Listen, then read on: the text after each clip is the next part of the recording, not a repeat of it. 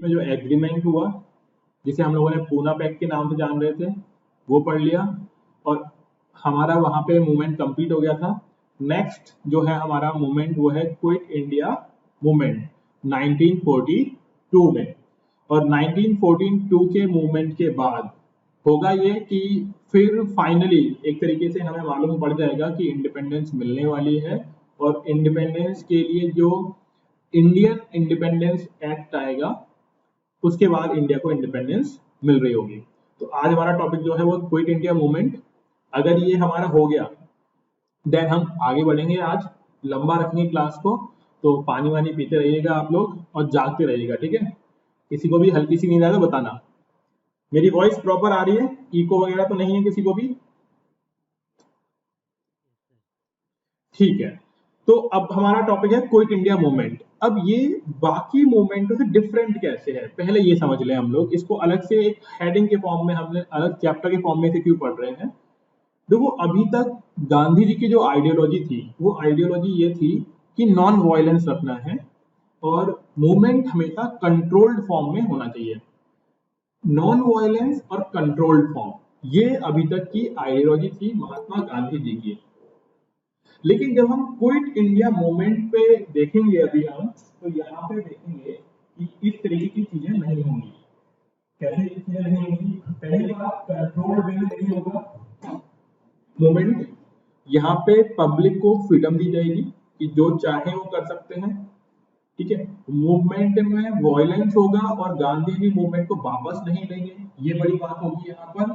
और पहली बात, ऐसे स्लोगन्स या ऐसे डायलॉग या फिर हम बोल सकते हैं ऐसे इंस्ट्रक्शंस दिए जाएंगे पब्लिक को कि वो अपने अकॉर्डिंग चीजों को कर सकते हैं। और पब्लिक के हाथ में चीजें आती तो वॉयलेंस होगा ही होगा, ठीक है। तो ये गांधी जी की आइडियोलॉजी में एक बड़ा चेंज है। इसीलिए क्विट इंडिया मूवमेंट एक बहुत बड़ा इंसिडेंट है इंडियन हिस्ट्री के अंदर। अब ऐसे समझिए, ये तो हमने नॉर्मली समझ लिया, बट अब समझने वाली बात यह है कि गांधी जी की आइडियोलॉजी में चेंज आया कैसे, अचानक से कैसे चेंज आ गया गांधी जी की आइडियोलॉजी में। तो देखो, समझो, जो एक बेहतरीन इंसान होता है वो अपनी कंट्री के साथ साथ दुनिया में क्या हो रहा है उस पर भी नजर रखता है। तो हमें अभी जस्ट इसके बाद ही मैं आपको पढ़ाऊंगा वर्ल्ड वॉर 1 और 2, तब आप उसको बेहतर तरीके से रिलेट कर पाएंगे। तो थोड़ा भी समझिए कि वर्ल्ड वॉर 2 खत्म हुआ 1945 में। अब उतनी पावर है नहीं ब्रिटिशर्स के पास कि वो लंबे टाइम तक इंडिया को सप्रेस कर पाए। और दूसरा, ये वो टाइम था जब ब्रिटेन में इलेक्शंस होने वाले थे। तो इन दोनों चीजों को ध्यान में रखते हुए गांधी जी ने ये मूवमेंट किया था, है ना। तो ऐसे मत समझिए कि रैंडम कोई काम किया और सक्सेसफुल हो गया, नहीं, रैंडम नहीं है, पूरा प्लानिंग के साथ किया गया काम है, ठीक है। चलो अब थोड़ा रीडिंग करते चलेंगे और समझते हुए चलेंगे। The growing resentment against the British government brought together various groups and classes of Indians into a common struggle.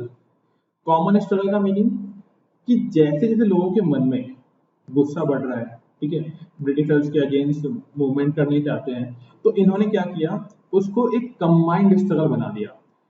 कैसे बना रहे हैं वो हम लोग समझेंगे यहाँ पे। For freedom in the first half of the 20th century. अब ये भी आपको ध्यान रखना है 20th सेंचुरी किसे बोलते हैं, हालांकि मैंने कई बार पहले ही बताया हुआ है, ध्यान रखिएगा। 20th सेंचुरी का मतलब होता है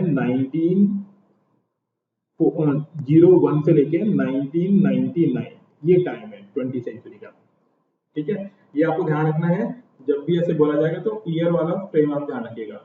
तो बोल रहे हैं first half of the 20th century. First half मतलब कितना हो गया, 1950 तक।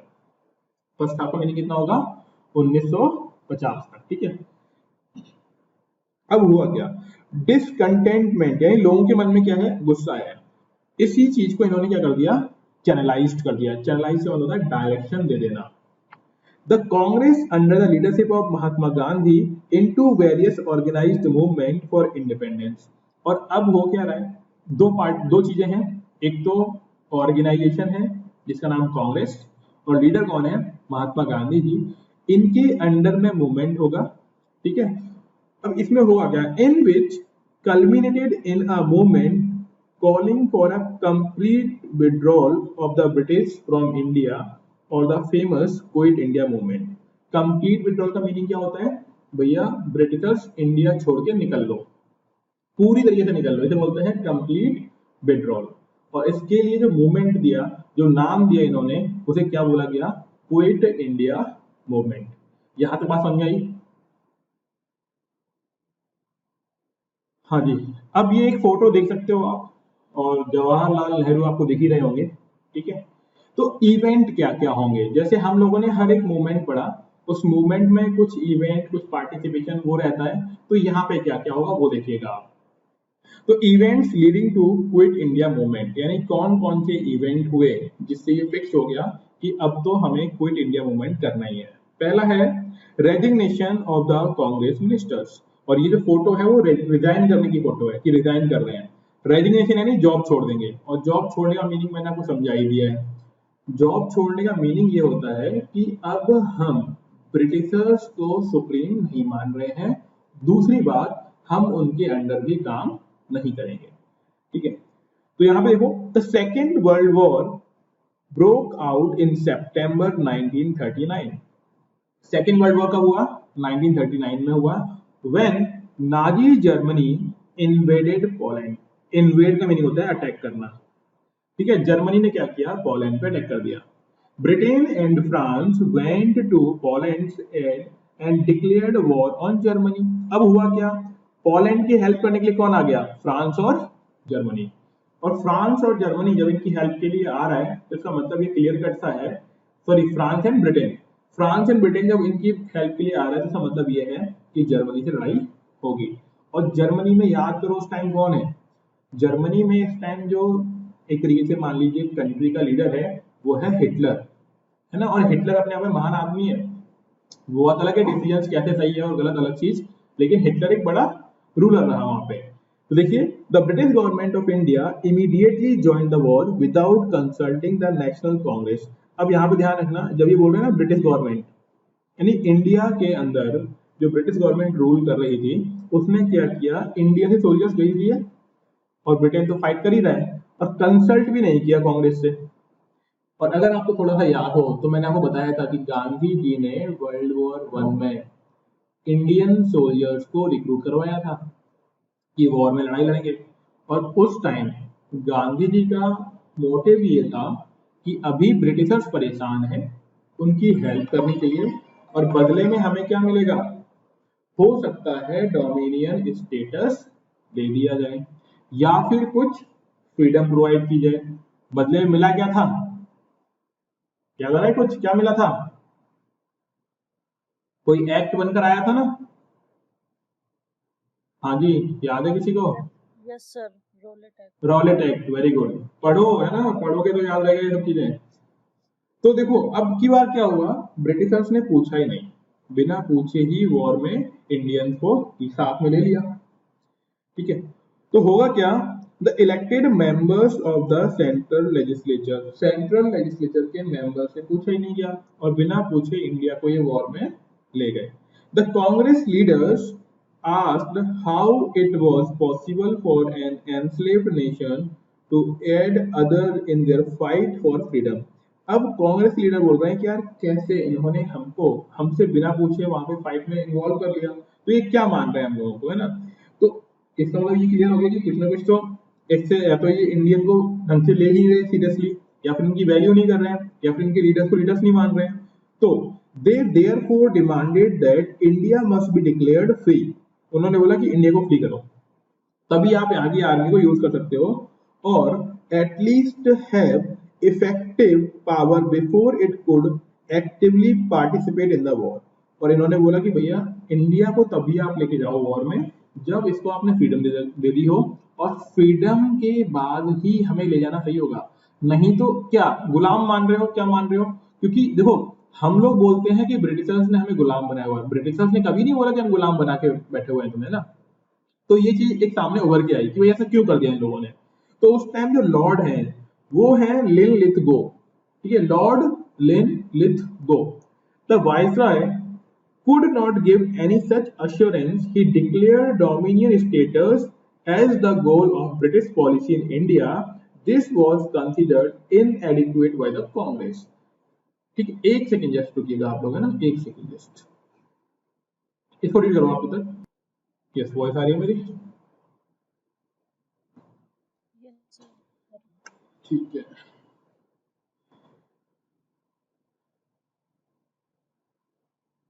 ओके, तो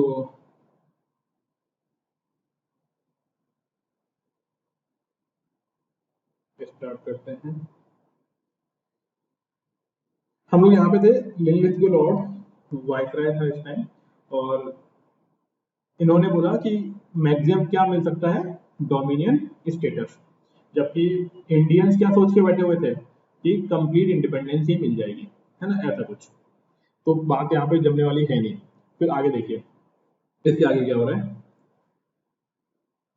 The British government tried to put the religious minority and princes against the Congress. अब religious minority कौन है? मुस्लिम। ठीक है, ध्यान रखिएगा, जब भी हम religious minority की यहाँ पे बात कर रहे होंगे तो वो कौन है? मुस्लिम्स है। और प्रिंस कौन है? जहां जिन राजा महाराजाओं को अभी भी ब्रिटिश के अंडर में रहने का मौका मिल रहा था, वो प्रिंस है ना, उनके राजकुमार वगैरह, उनको इन्होंने मना लिया। और ये लोग सोच रहे थे कि इनको कांग्रेस के अगेंस्ट कर दिया जाए, ठीक है ना। The Congress therefore asked it ministries to resign, और तब कांग्रेस ने क्या बोला कि भैया रिजाइन कर देते हैं। और रिजाइन करने का मतलब आपको क्लियर होगा ही, रिजाइन जब भी कर देते हैं तो इसका मतलब ये है कि ब्रिटिश की सुपरमेसी को ये लोग नहीं मान रहे हैं, ठीक है। इन जुलाई 1937 the Congress had formed ministers in the United provinces. United provinces का मतलब है यूपी वाला एरिया। यहाँ पे कांग्रेस ने क्या किया, मिनिस्ट्रीज बना ली अपनी अपनी। मिनिस्ट्रीज बना लेने का मतलब होता है पैरेलल गवर्नमेंट बना लेना, और पैरेलल गवर्नमेंट बनाने का मतलब ये है कि अब वो ब्रिटिशर्स को सुप्रीम गवर्नमेंट नहीं मान रहे हैं, ठीक है, वो अपने आप को गवर्नमेंट मान रहे हैं। और जब भी ऐसा होता है तो इसका मतलब ये है कि अब ऐसा भी हो जाएगा कि वो मानेंगे ही नहीं ब्रिटिशर्स को कि भाई तुम सुप्रीम हो। वो अपने रूल्स रेगुलेशंस, टैक्स कलेक्ट करना, सब कुछ खुद करना स्टार्ट कर देंगे। तो हुआ क्या, central provinces Orissa, Bihar, Madras and Bombay, ये इस एरिया में मतलब एक आपस में जुड़े हुए चीजें हैं, ठीक है। इन सभी जगहों पे इन्होंने कोशिश करी। Later Assam and the north west frontier also came under the Congress rule. धीमे धीमे कांग्रेस ने क्या किया, इन सभी जगह पे अपना रूल स्टेब्लिश कर लिया। अपना रूल स्टेब्लिश करने का मीनिंग ये होता है कि मोस्टली मिनिस्टर्स कांग्रेस के होंगे, ठीक है। रूल्स और रेगुलेशन कौन बना रहा होगा, कांग्रेस बना रही होगी। The resignation of the Congress ministries in October November 1939 had many implications. तो इसका मतलब ये है, क्वेश्चन बन सकता है कि कांग्रेस के मिनिस्टर्स ने रिजाइन कर दिया, इसका मीनिंग क्या होता है, and what are the significance of this incident, इसका सिग्निफिकेंस क्या हो सकता है। तो मेन सा क्वेश्चन है, इसमें आप पॉइंट बाई पॉइंट लिख सकते हैं। तो पहला पॉइंट क्या है, the viceroy was happy because the Congress ministries had controlled several provinces। अभी तक क्या हो रहा था, देखो, ऐसे मिनिस्ट्रीज या फिर ऐसे डिपार्टमेंट कांग्रेस के पास थे जिसमें प्रॉफिट कम था, तो ब्रिटिशर्स ने वो डिपार्टमेंट कांग्रेस के लोगों को दे रखा था। जिनमें डायरेक्टली मनी रिलेटेड चीजें थी वो डायरेक्टली ब्रिटिशर्स के अंडर में थी। तो अभी तक बढ़िया चल रहा था, लेकिन जैसे ही ये रिजाइन कर देंगे तो दिक्कत आ जाएगी गवर्नमेंट को, क्योंकि अब सारी की सारी चीजें गवर्नमेंट को हैंडल करनी है। The ministries in the Punjab, Bengal, Sindh did not resign to win the government goodwill। अब यहाँ पे हुआ क्या, कुछ लोगों ने रिजाइन नहीं किया। कौन कौन ने नहीं किया रिजाइन, तो पंजाब है, बंगाल, इन्होंने मिनिस्ट्री से रिजाइन नहीं किया, क्योंकि कुछ लोग चाह रहे थे कि रिजाइन नहीं करेंगे, इसी में और ग्रोथ करके रूल्स और रेगुलेशन बनाएंगे इंडियंस के बेनिफिट के लिए। इतना क्लियर। अब आगे देखो, the Muslim league was jubilant over the resignation of Congress ministries and offered its friendship to the British government। अब मुस्लिम लोगों ने क्या सोचा कि यार ऐसा करते हैं, अगर कांग्रेस कांग्रेस का सपोर्ट ना करें और ब्रिटिशर्स का यहाँ पे सपोर्ट करें तो हो सकता है ब्रिटिशर्स के साथ उनका बेहतर कॉम्बिनेशन बन जाए, और कॉम्बिनेशन बन जाए तो हो सकता है बेनिफिट मिल जाए, ऐसा भी सकता है, ठीक है। तो it celebrated the day when the Congress ministries resigned as a day of deliverance and thanksgiving. ये मार्क कर लेना आप लोग, जिस दिन कांग्रेस के लोगों ने रिजाइन किया उसे किस नाम से जाना जा रहा है, ठीक है, ये हमें मार्क कर लेना है। थैंक्स गिविंग डे इसे माना गया। तो आपको इस पैराग्राफ में सिर्फ दो बातें याद रखनी है। पहला कि यूपी यूनाइटेड प्रोविंसेस और उसके अलावा कई एरियाज पे कांग्रेस का कंट्रोल था, वहां पे मिनिस्ट्रीज थी कांग्रेस के पास। दूसरी चीज, जब कांग्रेस के लोगों ने रिजाइन किया तो उसे थैंक्स गिविंग डे के नाम से सेलिब्रेट किया गया। इससे पहले भी कुछ और डे सेलिब्रेट किए जा चुके थे पहले, और इसको अभी क्या मान रहे हैं, थैंक्स गिविंग। आगे देखिए, a change came in the attitude of the Muslim League and Jinnah after the election of 1937। देखो, अभी तक मुस्लिम लीग एक डिफरेंट डायरेक्शन में मूव कर रही थी, लेकिन जैसे ही 1937 के इलेक्शंस हुए उसके बाद जिन्ना मुस्लिम लीग का एक तरीके से मेन लीडर मान सकते हो आप। जैसे महात्मा गांधी जी यहाँ पर हैं, वैसे ही मुस्लिम्स में जिन्ना का स्टेटस मान सकते हो आप, वैल्यू मान सकते हो, ठीक है। तो इसके बाद होगा क्या, Jinnah and other leaders of league proclaimed that Muslim could not expect any justice at the hand of the Congress. अब यहाँ पे बिल्कुल ही चेंज हो गया इनका व्यू। क्या चेंज हो गया व्यू? अब ये बोलना चाह रहे हैं कि अगर कांग्रेस के हाथों में देश रहा तो मुस्लिम्स को जस्टिस नहीं मिल पाएगी। और यहाँ से ही स्टार्ट होता है अलग से मुस्लिम्स के लिए कंट्री बनाने की बात, है ना, अलग से गवर्नमेंट बनाने की बात। और जो आप लोग पढ़ते हो पाकिस्तान, उसका फुल फॉर्म आज सीखोगे आप कि पाकिस्तान का फुल फॉर्म क्या होता है। कई लोगों को आइडिया भी नहीं होगा कि पाकिस्तान का भी कुछ फुल फॉर्म है, जो कि आपको हाईलाइटेड वर्ड में नीचे दिख रहा होगा। अब हम समझेंगे अभी आज, ठीक है। इन 1940 the Muslim league passed a resolution demanding the partition of the country. तो अब ये यहाँ पे याद रखिएगा, सबसे फर्स्ट टाइम ऐसा मतलब मुस्लिम लीग ने अलग से या फिर पार्टीशन के लिए कब रिजोल्यूशन पास किया। रिजोल्यूशन मतलब होता है वही बिल बना के, और मतलब एक अध्यादेश जारी करने वाली बातें है ना। 1940 में, 1940। और ध्यान दो, अभी क्विट इंडिया मूवमेंट स्टार्ट हुआ नहीं है, ये मूवमेंट स्टार्ट होने से पहले की कहानियां हैं कि क्या क्या देश में चल रहा है। The name Pakistan was derived from the letters of the provinces and communities that the new country would comprise। इसका मतलब क्या है, पाकिस्तान वर्ड उन जगहों के नाम या फिर कम्युनिटीज के फर्स्ट लेटर को लेके बनाया गया था, या फिर उनमें से लेटर्स को लेके बनाया गया था जो पाकिस्तान में आएंगे। कौन कौन से एरिया आएंगे? एक आएगा पंजाब, दूसरा अफगान वाला एरिया जिसे नॉर्थ वेस्ट फ्रंटियर बोलते हैं। और जिनको नॉर्थ वेस्ट का आइडिया नहीं है, तो वैसे मैंने डायरेक्शन सेंस में समझाया था नॉर्थ वेस्ट क्या होता है। मैं एक बार दोबारा से साइड में बना रहा हूँ, और ये साइड में ब्लैंक स्पेस दिया है ना मैंने, वो इसलिए भी दिया है कि इन फ्यूचर अगर कोई इसका प्रिंट आउट निकलवाता है तो वो साइड में अपना रफ वर्क कर सके, ठीक है ना, ऐसे ध्यान दो। तो ये डायरेक्शंस बना रहा हूं मैं, इसमें ये होता है नॉर्थ, ये साउथ, ये वेस्ट, ये ईस्ट, इसे बोलेंगे नॉर्थ वेस्ट। थोड़ा पेन वैसे चल रहा है, ध्यान रखिएगा थोड़ा सा। इसे बोलेंगे नॉर्थ ईस्ट, ये होगा साउथ ईस्ट, ये होगा साउथ वेस्ट।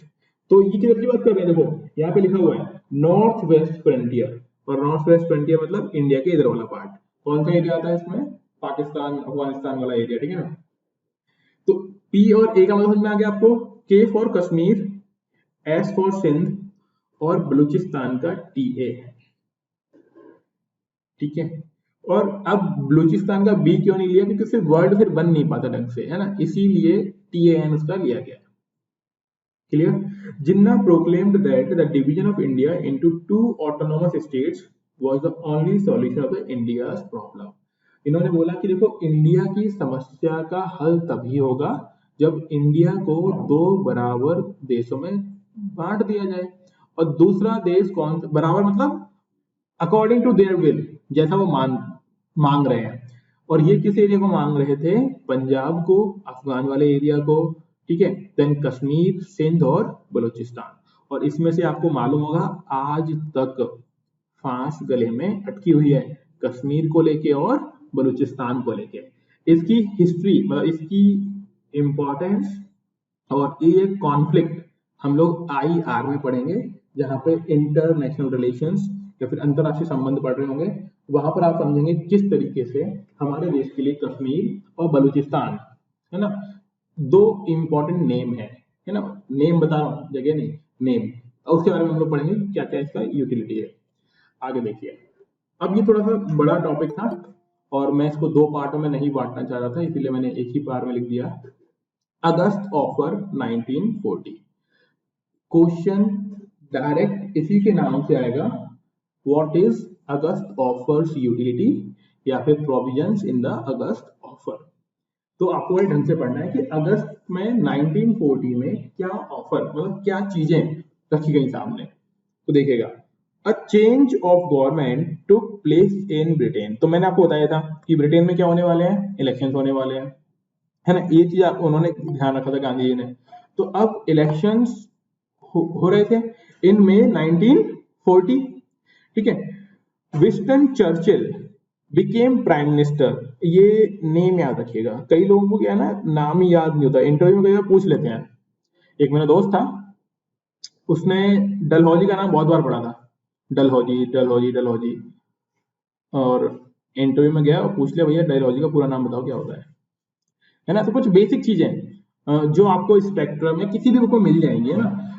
कई बार ऐसा होता है जो चीज आप फ्रिक्वेंटली यूज करते रहते हैं उसके बारे में पूछ सकते हैं, तो थोड़ा सा ध्यान रखिएगा, है ना। तो प्राइम मिनिस्टर कौन बना इस टाइम, विंस्टन चर्चिल, और शॉर्ट में अपन इसको बोलते हैं कि चर्चिल पीएम बन गए, ठीक है। और अब जब कोई पीएम बनता है तो सेक्रेटरी बनेगा, उनका कोई पर्सनल सेक्रेटरी होगा। तो यहाँ पे देखिए, an Amery took over as a secretary of state for India. तो इंडियन स्टेट की जो सेक्रेटरी बनी वो एमेरी बन गए, ठीक है। अब ये नेम से पता लगाना ये मेल है फीमेल है, ठीक है, मतलब गूगल कर लेना कभी भी। The war situation in Europe version, यानी हो ये रहा था यूरोप में हालत और खराब हो रही थी, क्योंकि 1940 वाला टाइम है। आप याद करो 1940 मतलब यूरोप में क्या चल रहा है, यूरोप में अभी हिटलर का आतंक चल रहा है, क्योंकि स्टार्टिंग के 2.5 साल आतंक रहेगा हिटलर का, हिटलर लगातार जीत रहा होगा, और इस टाइम ब्रिटेन लगातार हार रहा है, ठीक है। The fall of France and the danger of Nazi occupation of Britain, लिखा हुआ आगे, आगे क्या लिखा हुआ है, मालूम पड़ गया कि फ्रांस तो गिर गया, फॉल ऑफ फ्रांस हो चुका है, और लग रहा है कि कभी भी नाजी लोग, नाजी यानी हिटलर, ब्रिटेन को कंट्रोल कर सकता है, मतलब ब्रिटेन को डिफीट कर देगा, ठीक है। Occupation of Britain temporarily soften and hard stand of Congress. अब हुआ क्या, पकड़ है वो लूज हो रही है ब्रिटेन की, किस पर, इंडिया की। और जब इंडिया पे ब्रिटेन की पकड़ कमजोर हो रही है तो किसकी पकड़ मजबूत हो जाएगी, कांग्रेस की। और कांग्रेस सोचेगा कि अब की बार मौका है। तब देखिए यहाँ पे, on June 1 1940 Gandhi ji declared, we do not seek our independence out of British rule. Ruin का मतलब होता है बर्बादी पर, कि हम हमारी इंडिपेंडेंस ब्रिटिश की बर्बादी के बदले नहीं लेंगे। बेसिकली एक अलग स्टेटमेंट था, ये अलग फॉर्म में बोला हुआ स्टेटमेंट था, ठीक है। कहने का मतलब अलग तरीके से भी ऐसे मान सकते हो आप कि गांधी जी अभी सोच रहे थे कि नहीं, मूवमेंट अभी ना किया जाए, लेकिन आगे देखिएगा, the international compulsion force the British government and the British Indian government to seek some settlement और अंडरस्टैंडिंग विद द कांग्रेस। लेकिन इतना दबाव था ना ब्रिटेन के ऊपर कि उन्हें एक बातचीत तो करनी थी इंडियंस के साथ कि क्या किया जाए। On August 8, 1940, on the eve of the Battle of Britain, Lord Linlithgow, the Viceroy, made a new offer known as August Offer. तो अब यहाँ पे दो बातें, कौन से वायसराय ने ऑफर किया अगस्त ऑफर, तो लॉर्ड लिनलिथगो। ब्रिटेन में पीएम कौन है उस टाइम, चर्चिल, ठीक है। ईयर कौन सा है, 1940।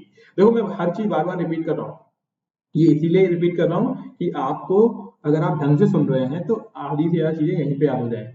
उसके बाद एक दो बार आपको ये पढ़ लेना है और स्पेक्ट्रम पढ़ लेनी है, बस हो जाएगा काम इतने में अपना, ठीक है। The Congress rejected the offer because minorities, especially Muslim League, were assured that no constitutional scheme would be acceptable to the government unless and until it was agreed to by the minorities. The Muslim League did not accept the offer as it did not give a clear assurance of the establishment of Pakistan. अब बताता हूँ कि क्या बोलना चाह रहे हैं, कि ये एक्सेप्ट नहीं हो पाया अगस्त ऑफर। क्यों नहीं हो पाया? क्योंकि मुस्लिम लीग ने क्लियर कट बोल दिया था कि कोई भी बात तभी होगी जब अलग से पाकिस्तान बनाने की बात को एक्सेप्ट किया जाए, और जब तक अलग से पाकिस्तान बनाने की बात एक्सेप्ट नहीं की जाती है वो किसी भी सेटलमेंट के लिए राजी नहीं थे, है ना। मतलब अब वो अड़ गए हैं, और जिन्ना खास तौर पर इस बात पे अड़ चुके हैं कि उनको अलग से पाकिस्तान चाहिए। इसके आगे देखिए, ठीक है, ये थोड़ा सा कट गया है बट मैं बताता हूँ उसमें क्या लिखा हुआ है। बेसिकली लिखा हुआ था कि जैसे जैसे जापानीज इंडिया की तरफ आ रहे थे, है ना, वैसे वैसे इंडिया में एक ये फियर डेवलप हो गया था कि ऐसा हो सकता है कि ब्रिटिश के चक्कर में इंडिया पर जापान अटैक कर दे, है ना। ये चीज थोड़ी सी ध्यान रखिएगा कि यहाँ पे क्या लग रहा था कि इंडिया के ऊपर कौन अटैक कर सकता है? जापान। और जापानी इंसान खतरनाक तरीके से अटैक कर रहे थे, ठीक है। तो अब यहाँ पे देखो, इसीलिए ये जरूरी था कि जल्दी से इंडिया और ब्रिटेन के बीच में कुछ बातचीत हो जाए, है ना। जो डेडलॉक हो चुका है वो खत्म हो जाए। डेडलॉक मतलब बातचीत का जो अंत हो गया वो खत्म हो जाए, तब जाके क्या होता है। तब देखिए, Churchill announced in March 1942 that sir Stanford Cripps, a member of war cabinet, would go to India for consultation with all the parties। मतलब इंडिया में आएगा क्रिप्स मिशन, और क्रिप्स मिशन का हेड कौन था? Stanford Cripps. और क्या करने आए थे ये? इंडिया में बातचीत करके मामले को शांत करने आए थे। और ध्यान रखना, अभी तक इंडिया को इंडिपेंडेंस देने का मूड नहीं है ब्रिटिश का। ध्यान दो, 1942 है, अभी भी बातचीत चल रही है, इंडिया को इंडिपेंडेंस देने का बिल्कुल ही मूड नहीं है ब्रिटिश को। The Cripps mission propose the following constitutional reforms. अभी भी किसी की बात की जा रही है? सिर्फ और सिर्फ कॉन्स्टिट्यूशनल रिफॉर्म्स की। और कॉन्स्टिट्यूशनल रिफॉर्म्स का तो मैं समझा दूं, इसका मतलब ये होता है कि इंडिपेंडेंस नहीं देंगे, कुछ कुछ बेनिफिट प्रोवाइड कर सकते हैं बस। तो हुआ क्या देखो आगे, India would be given a dominion status when the war would and. Again क्या बोला जा रहा है? जब लड़ाई खत्म हो जाएगी ना, और देखो ये तो हम आज ही समझ पा रहे हैं कि वर्ल्ड वॉर में ये हुआ वो हुआ खत्म हो गया, लेकिन जब ये लड़ाई चल रही थी और तब कोई ये प्रॉमिस करे कि लड़ाई के बाद आपको डोमिनेट स्टेटस दे देंगे, नहीं, कोई नहीं मानेगा, ठीक है। दूसरी बात, a constituent assembly would be set up, it would consist of members elected by the lower house of the Indian legislature। दूसरी बात ये बोली गई कि एक कॉन्स्टिट्यूएंट असेंबली बना देंगे। क्या करेगी ये? इंडियंस के लिए कॉन्स्टिट्यूशन बनाएगी। इसमें कौन कौन लोग होंगे? इसमें कुछ इंडिया की स्टेट से नॉमिनेटेड लोग होंगे जिन्हें प्रिंस बोल रहे होंगे, और कुछ लोगों को ब्रिटिशर्स और कुछ लोगों को कांग्रेस चुनेगी, और कुल मिला के कॉन्स्टिट्यूएंट असेंबली बना दी जाएगी। और कॉन्स्टिट्यूएंट असेंबली का काम क्या होगा? इंडिया के लिए कॉन्स्टिट्यूशन बनाना। और कॉन्स्टिट्यूशन का मतलब होता है रूल्स और रेगुलेशंस बनाना। लेकिन तब भी फ्रीडम नहीं, क्या मिलेगा? Dominion status only. इतना क्लियर यहां तक समझ में आ पा रहा है? Yes sir. तो ये तो हो गया पहला पॉइंट। दूसरा पॉइंट क्या बोला जा रहा है? There would be a federation of British India and Indian states. Federation का मीनिंग क्या होता है? कितने लोग जानते हैं फेडरेशन क्या होता है? कोई जानता है फेडरेशन क्या होता है? पावर डिवाइड करते हैं बिटवीन सेंटर बिल्कुल, and state. Very good. Power को डिवाइड कर दिया जाएगा सेंट्रल गवर्नमेंट और स्टेट गवर्नमेंट में। अगर हम यहाँ पे बात करते हैं तो पावर को डिवाइड कर दिया जाएगा ब्रिटिशर्स और इंडियन स्टेट्स, जिसे इंडियन प्रोविंसेस हम लोग बोल सकते हैं, ठीक है। That was not prepared to accept the constitution would be allowed to obtain dominant status separately, ठीक है। और अभी भी हो गया क्या? Any province that was not prepared to accept, यानी कोई भी प्रोविंस जो था ना वो क्या नहीं चाहता है? डोमिनियन स्टेटस नहीं चाहता। और अगर चाहता भी है तो हर कोई क्या चाहता है? इंडिपेंडेंस, सेपरेट सेपरेट इंडिपेंडेंस चाहते हैं। तो एक तो मामला यहाँ फंस गया, डोमिनियन स्टेटस की बात की जा रही है और डोमिनियन स्टेटस इंडियंस को अभी नहीं चाहिए, क्योंकि ये तो बहुत पहले की डिमांड थी इंडिया की। डोमिनियन स्टेटस बहुत पहले मांग रहे थे, अब तो नहीं, ठीक है। The provinces would be free to join the Indian union. अब एक नई बात बोल दी गई कि भाई जितने भी प्रोविंसेस हैं वो चाहे तो इंडियन यूनियन के साथ जुड़े या फिर इंडिपेंडेंट रहे। ये बड़ी बात थी, ये इंडिया को तोड़ देने की बात थी। कि अब इंडिया को कई टुकड़ा, इंडिया भारत जो बनने वाला भारत है उसको कई टुकड़ों में ब्रेक करने वाली बात है ये, ठीक है। If they would not join the Indian federation they would formulate their own constitution. देखो अब ये कुछ ऐसी बात है कि पहले तो काट दिया और फिर नमक और डाल दिया। उन्होंने बोला कि भैया इंडिपेंडेंट भी रहो और अपने लिए अलग कॉन्स्टिट्यूशन भी बना सकते हो, which could have the same status as the Union of India। और ये भी बोल दिया कि उसके पास सेम स्टेटस रहेगा जैसा यूनियन ऑफ इंडिया के पास रहेगा। तो आप सोचो जिस टाइम इंडिया इंडिपेंडेंट हुई थी तब इंडिया में लगभग लगभग 575 स्टेट्स थे, इंडिपेंडेंट राजा महाराजा टाइप के लोग। तो आज का इंडिया कम से कम 200-300 देशों में बटा हुआ होता। थोड़ा सोचिएगा आप कितने स्टेट थे इंडिपेंडेंट, 575। और ये क्या बोल रहे हैं कि चाहो तो अलग रह लो। अब सोच के देखो आप खुद ही कि अगर किसी राजा महाराजा को ये ऑप्शन दिया जाए कि या तो आप अलग रह लो या फिर देश में मिल जाओ और कांग्रेस को रूल करने दो, तो ये मान लो 99% हर एक राजा यही बोलेगा कि हम तो इंडिपेंडेंट ही रहेंगे, क्योंकि अगर वो कांग्रेस के साथ जाते हैं तो पावर आएगी कांग्रेस के हाथों में और किसी भी प्रिंस या राजा महाराजा के पास पावर नहीं रहेगी। ये बात समझ पा रहे हैं आप लोग?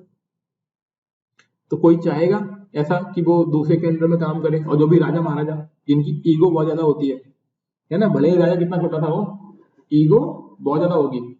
तो ये पॉइंट समझ पा रहे हैं कि ये बेसिकली कोई प्रपोजल नहीं है, ये तो उल्टा नमक मिर्च लगाने वाली बातें हैं। पॉइंट समझ पा रहे हैं वाली बात? Yes. आगे देखिए, an undertaking would be negotiated between his majesty government and the constituent assembly covering all matters arising out the complete transfer of responsibility। दूसरी बात इन्होंने ये बोल दिया कि पावर किस तरीके से ट्रांसफर करनी है, किस तरीके से आगे नेगोशिएशन होगा, ये कौन चेक करेगा? हिज मैजेस्टी यानी महारानी ब्रिटिश की, ये बाकी चीजों को टेकल कर रही होगी। Provision would also be made for the protection of the racial and religious minority। और इन्होंने ये भी बोल दिया कि अगर कोई क्वांटिटी में कम है और अलग अलग रेस के लोग हैं, मतलब प्रजाति के लोग हैं, तो हर किसी के साथ क्या करेंगे, भेदभाव नहीं होगा, उनकी सेफ्टी का ध्यान रखा जाएगा, प्रोटेक्शन उनको प्रोवाइड की जाएगी, किसी भी तरीके का डिस्क्रिमिनेशन नहीं होने देंगे। चलो ये तो अच्छी बात बोली है ना, इसमें कोई दिक्कत वाली बात नहीं है। 7 पॉइंट देखिए, during the critical year of the war the power of the viceroy would remain as hitherto and he would be responsible for the defense of the country, but the task of organizing the military and martial resources of India, material resources of India would be the responsibility of the government of India with the cooperation of the people of India। अब ये point बहुत important है। बोल रहे हैं कि जब भी क्रिटिकल ईयर्स होंगे, ड्यूरिंग क्रिटिकल ईयर्स, परेशानी वाले ईयर्स होंगे, तो पावर किसके हाथ में होगी? वायसराय के हाथ में, है ना, वायसराय के हाथ में ही रहेगी, है ना। कुछ चीजें गवर्नमेंट और इंडिया के जो पीपल होंगे आपस में सहमति के साथ काम करेंगे। और जब भी सहमति की बात की जाती है तो इसका मतलब ये है कि आर्मी के लिए सोल्जर्स कौन प्रोवाइड करेगा? इंडियंस। और पावर किसके हाथ में रहेगी? वायसराय के हाथ में। तो अगेन थोड़ी सी दिक्कतें वाली यहाँ पे भी प्रॉब्लम थी कि वायसराय अभी भी रहेगा। अगला देखिए, ये ऐसा कैसे लग रहा है, एक सेकंड है ना,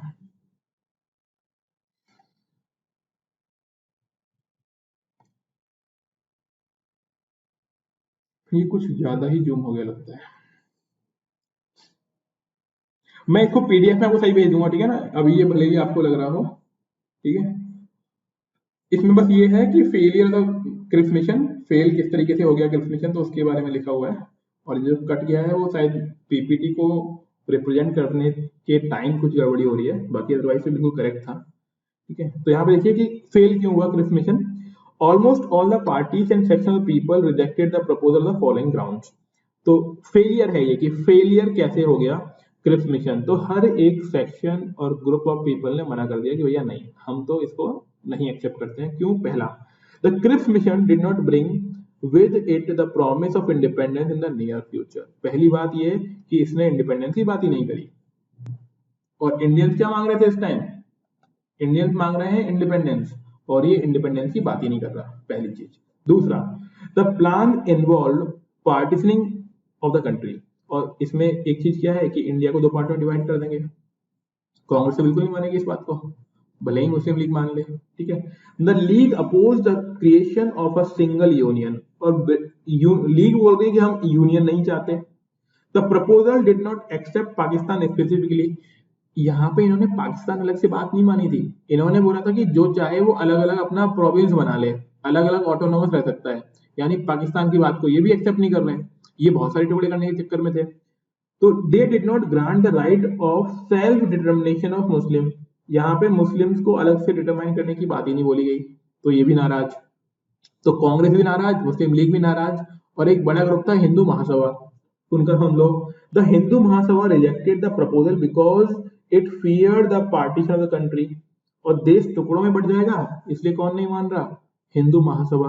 और ध्यान रखना, हिंदू महासभा एक बहुत बड़ा और पावरफुल ग्रुप था उस टाइम में, पावरफुल भी है और बड़ा भी है। आज के टाइम में भी हिंदू महासभा जैसी चीजें हैं, ठीक है, बस उनका फॉर्म चेंज हो गया है, बट काम वही है।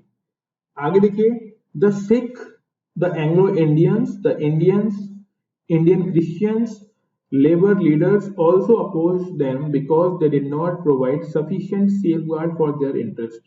और ध्यान रखना, पॉलिटिक्स में कोई किसी का दोस्त नहीं है, हर किसी को अपने अपने इंटरेस्ट की पड़ी हुई है।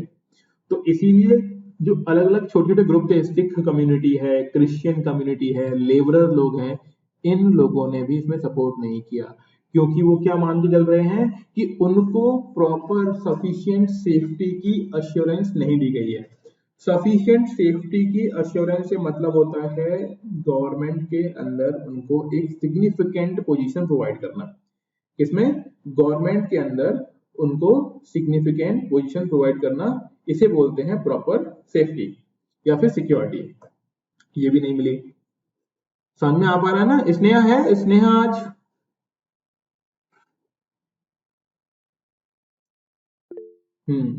ओके, ठीक है, good good good, okay fine.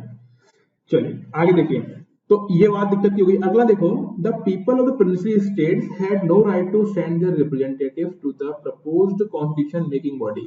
और यहाँ पे ये वाली बात भी थी कि इन्होंने बोला कि भाई तुम्हें है ना कॉन्स्टिट्यूशन बनाने के अंदर प्रिंसली स्टेट्स को लोगों को भेजने की परमिशन नहीं थी। Their representatives were to be selected by the rulers. कौन सिलेक्ट करेगा? रूलर सिलेक्ट करेंगे इनके रिप्रेजेंटेटिव्स को। तो ये बात बोली जा रही थी यहाँ पे। तो ये पॉइंट है, 8 पॉइंट हैं। अगर आप इनको समराइज करके 4-5 पॉइंट में लिख दोगे ना, तब भी सफिशिएंट अमाउंट ऑफ नंबर्स आपको मिल जाएंगे मेंस के अंदर। ये और ही क्वेश्चन आता है, ठीक है, फेलियर ऑफ क्रिप्स मिशन, ठीक है, या फिर प्रोविजन ऑफ क्रिप्स मिशन, ये सब चीजें। 7 नंबर देखिए, the Congress was opposed to the principle of non accession of the provinces. Gandhi ji oppose the declaration and urged working committee to reject it. यानी basically क्या है, कांग्रेस भी नाराज थी इससे, और गांधी जी ने बोला कि भैया जितने भी वर्किंग कमेटी हैं, मतलब जो भी कांग्रेस की वर्किंग कमेटी है वो, और बाकी सभी ग्रुप जितने भी एक्टिव हैं, वो सभी इसको रिजेक्ट कर दें। ठीक है, अब गांधी जी ने बोल दिया है तो गांधी जी ने बोल दिया मतलब काम होगा, तो रिजेक्ट किया जाएगा इसको, है ना। Mahatma Gandhi describe the Cripps proposal as a post dated cheque on a failing bank. ये मार्क कर लेना, ये स्टेटमेंट मार्क कर लेना, यूपीएससी में डायरेक्ट पूछा गया था, what is meaning and explain the this statement. ये स्टेटमेंट को ही एक्सप्लेन कराया गया था कि इस स्टेटमेंट को एक्सप्लेन कर दो। क्या है मतलब इसका? गांधी जी ने बोला कि भैया ये ऐसी बैंक का चेक है जो बैंक खुद ही बर्बाद होने वाली है ना, यानी बैंकरप्ट होती हुई बैंक का चेक। अब सोचो, जो बैंक ही बर्बाद होने वाली हो और उस बैंक का पोस्ट डेटेड चेक, मतलब आगे की महीनों के अंदर जो आने वाला महीना है उसमें दिया गया चेक, बोले बिल्कुल फर्जी है, कोई मतलब ही नहीं है इस चीज का। ठीक है, स्टेटमेंट ध्यान रखिएगा, पोस्ट डेटेड चेक यानी इन फ्यूचर, फ्यूचर में जो डेट आएगी उसका चेक है, और बैंक कौन सी है? जो फेल होने वाली है। तो गांधी ने बोला बिल्कुल भी हम इसको एक्सेप्ट नहीं करेंगे। The Congress wanted that all subject including defense would be handed over to the national government. Congress ने बोला भैया देना है सब कुछ दो, डिफेंस भी दो, करेंसी भी दो, कम्युनिकेशन भी दो। और मैंने आपको बताया भी होगा जब मैंने आपको पॉलिटी पढ़ाई होगी कि किसी भी राज्य पे अगर कंट्रोल करना है, किसी भी एरिया पे कंट्रोल करना है, तो उसकी तीन चीजों पे कंट्रोल होना चाहिए। पहला है डिफेंस, दूसरा है करेंसी और तीसरा है कम्युनिकेशन। और डिफेंस दे ही नहीं रहे, तो इन्होंने बोल दिया कि भैया अगर डिफेंस में तो कोई मतलब ही नहीं है। The Congress insisted on the immediate formation of national government with full responsibility. उन्होंने बोला कि भैया पूरी रेस्पॉन्सिबिलिटी के साथ देश हमको सौंप दो बस। ठीक है, ये हो गया हमारा क्रिप्स मिशन का फेलियर, या फिर हम समझ सकते हैं क्या आउटकम निकला क्रिप्स मिशन के आने के बाद, और लोगों ने किस किस तरीके से अपने आर्ग्यूमेंट देते हुए उसको रिजेक्ट कर दिया। यहां तक कोई दिक्कत किसी को?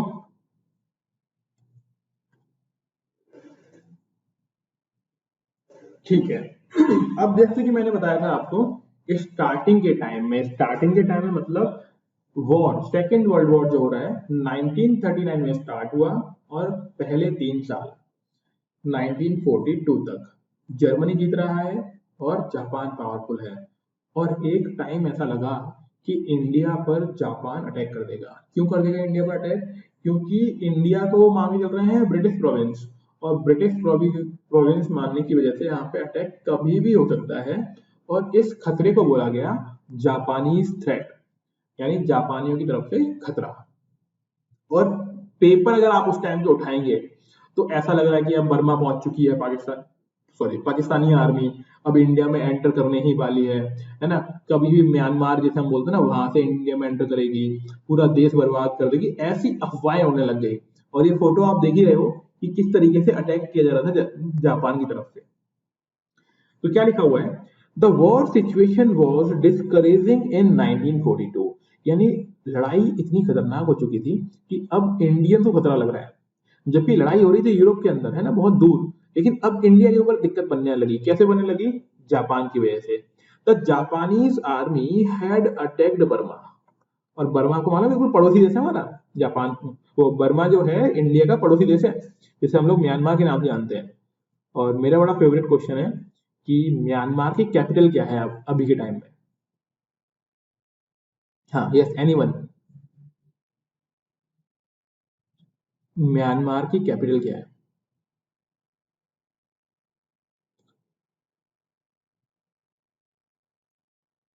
ओहो, अरे मेरी आवाज आ रही है सभी के पास? Yes sir. अरे भैया आप लोग यूपीएससी की तैयारी कर रहे हो, इंडिया, इंडिया की पड़ोसी कंट्री, ठीक है, उनकी कैपिटल ये आपको याद होनी चाहिए। अरे मैंने क्या यार, बर्मा नहीं, बर्मा तो म्यांमार का ही नाम है। हे भगवान, हाँ जी, ये तो गूगल कर लिया। क्या बोलते हैं इसको, बोल के दिखा दो अगर आपको मालूम है तो। चलो गूगल भी कर लिया, ओके फाइन, ठीक है ना। लेकिन एटलीस्ट आप सभी लोग, अरे भाई आईएएस तैयारी कर रहे हो, इंडिया के नेबरिंग कंट्री, उनकी कैपिटल्स ये तो आनी ही चाहिए। इसे बोलते हैं नेपिडा, ठीक है, म्यांमार की कैपिटल है नेपिडा, ओके। और आज ही इंडिया के जितने भी नेबरिंग कंट्री हैं, मैंने एनसीईआरटी में पढ़ाया भी है, 9th class geography first chapter, है ना, उसमें पढ़ाया था इंडिया नेबरिंग कंट्रीज, ठीक है। कितनी नेबरिंग कंट्रीज है इंडिया की? देखो जिन लोगों ने भी लेट ज्वाइन किया है ना, वो एक बार पुराने वीडियोस देख लो, एनसीईआरटी वगैरह सब है वीडियोस में, मैं दोबारा लिंक डाल दूंगा नहीं तो ग्रुप पर, ठीक है, उनसे गो थ्रू हो लो, उसमें बहुत सारी चीजें हैं, है ना, वो पढ़ लोगे तो बहुत बेनिफिट रहेगा।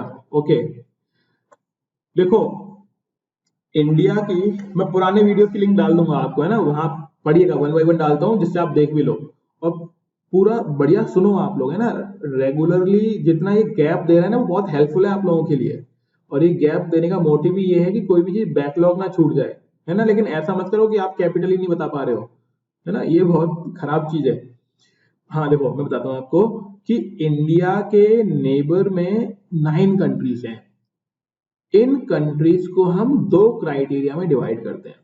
एक वो नेबरिंग कंट्री जिनकी बाउंड्री इंडिया के साथ मर्ज करती है, दूसरी वो कंट्री जिनकी जो नेबर तो है बट उनकी बाउंड्री इंडिया के साथ मर्ज नहीं करती है। ठीक है, जब हम बात करते हैं वो नेबरिंग कंट्रीज जिनकी बाउंड्री इंडिया के साथ मर्ज करती है तो वो कंट्रीज हैं 7। और जब हम बात करते हैं चाहे बाउंड्री मर्ज करती हो या नहीं करती हो, यानी मिलती हो या नहीं करती मिलती हो, तब कितनी कंट्रीज हैं, तो तब है 9 कंट्रीज। तो आपको ऐसे स्पेसिफिकली मालूम होना चाहिए कि कितनी नेबरिंग कंट्रीज जिनकी बाउंड्री इंडिया के साथ मतलब शेयर होती है वो, और दूसरा ऐसी कौन सी कंट्रीज हैं या फिर कितनी कंट्रीज हैं जिनकी बाउंड्री इंडिया के साथ शेयर नहीं होती है लेकिन वो नेबरिंग कंट्रीज हैं। ठीक है, तो मालदीव एंड श्रीलंका ये हमारे नेबरिंग कंट्रीज हैं लेकिन इनकी बाउंड्री इंडिया के साथ मर्ज नहीं होती है, यानी शेयर नहीं होती है ना, मिलना। ठीक है, ऐसे याद होना चाहिए आपको बिल्कुल। और इसके लिए मैं 1 बाय 1 पुराने वीडियो के लिंक डालूंगा, वहां पे जैसे भी पढ़ाया हुआ है उसको आप पढ़ें, याद करें, सुने, नहीं सुनते रहो, बस सुनने से ही काम चल जाएगा अपना ना, सुनो उसको बस बार बार।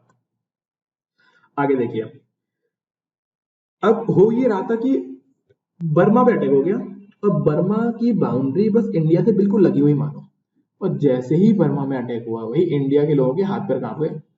और उस टाइम ना पाकिस्तान जो जापानी लोग हैं ना वो खतरनाक थे लोग, वो क्या करते थे बिल्कुल तहस नहस जिस भी एरिया से गुजर जाए पूरा बर्बाद कर दिया करते थे उसको, है ना।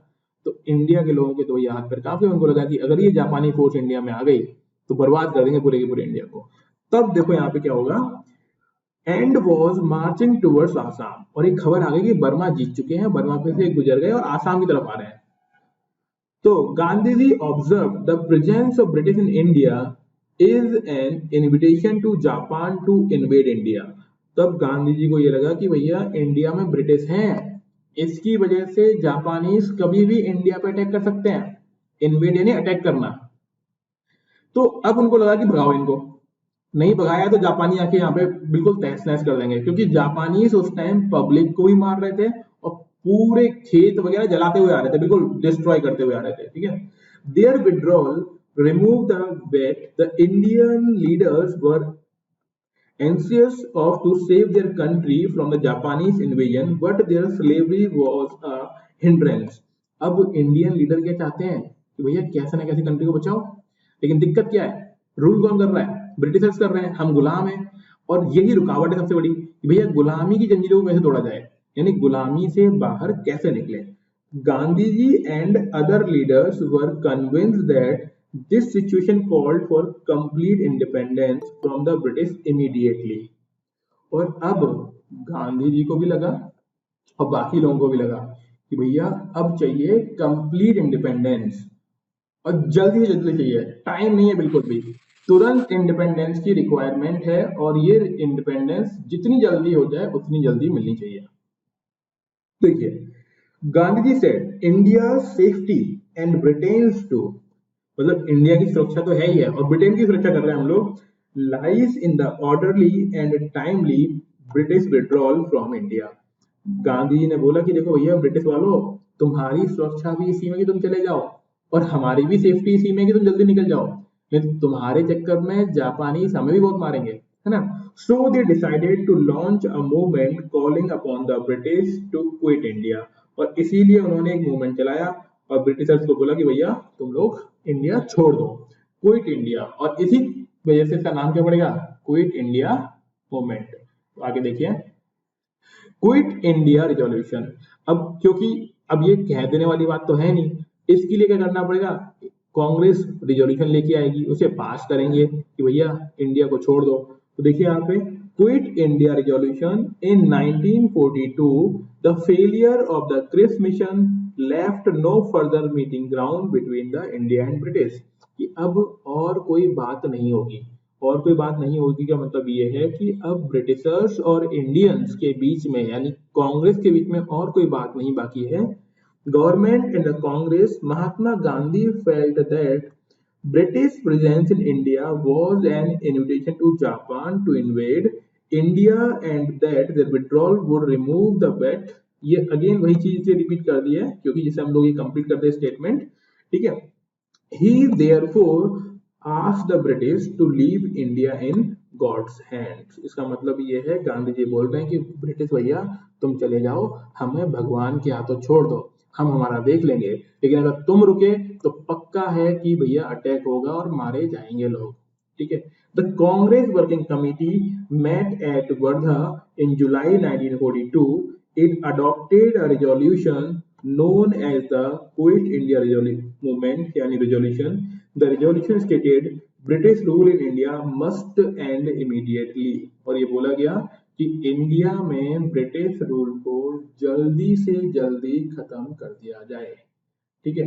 दोबारा ध्यान दीजिएगा, इंडिया में क्या बात की जा रही है कि ब्रिटिश रूल को तुरंत खत्म कर दिया जाए, ठीक है। ये बात समझ आ गई यहां तक। अब देखिए क्विट इंडिया मूवमेंट, इसमें क्या होगा। Quit India movement, the all India Congress committee met at Bombay on August 8, 1942। और फिर कांग्रेस की मीटिंग होती है 1942 अगस्त में। और ध्यान देना, मोस्टली या फिर कॉमनली कांग्रेस की मीटिंग कब होती थी, दिसंबर में, और ये स्पेशल है इसीलिए कब हो रही है, अगस्त के टाइम में मीटिंग हो रही है। कहाँ हो रही है, Bombay. And pass the quit India resolution adopted at Wardha in 1942 July. और जो जुलाई में वर्धा के अंदर जो रेजोल्यूशन लाया गया था उसको प्रपोज को अपोज कर मतलब एक्सेप्ट कर लिया। The Congress proposed to start a non-violent mass struggle under Gandhiji's leadership. Again, starting में वही है कि नॉन वायलेंट होना चाहिए, पब्लिक का स्ट्रगल मूवमेंट होना चाहिए। If this demanded to immediate and complete independence was not considered by the British. और ये बोला जा रहा है कि क्योंकि अब क्या चाहिए, अभी तक डोमिनियन स्टेटस मांग रहे थे, ठीक है, ज्यादा ज्यादा बेनिफिट मांग रहे थे, बोले अब वो बातें नहीं है, अब डायरेक्टली क्या चाहिए है, हमें कंप्लीट इंडिपेंडेंस चाहिए, ठीक है। और इसके लिए इन हिज गांधी जी की स्पीच देंगे।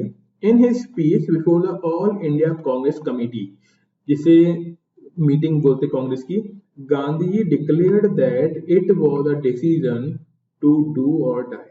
इन्होंने बोला कि भैया अब करो या मरो वाली सिचुएशन है। क्यों है कि या तो मूवमेंट कर लो, नहीं तो अगर जापानीज आ गए तो भी मरना है, और उससे बढ़िया ये है कि मूवमेंट करते हुए ही मर जाओ। तो इसीलिए यहाँ पे बोला गया था स्लोगन डू और डाई।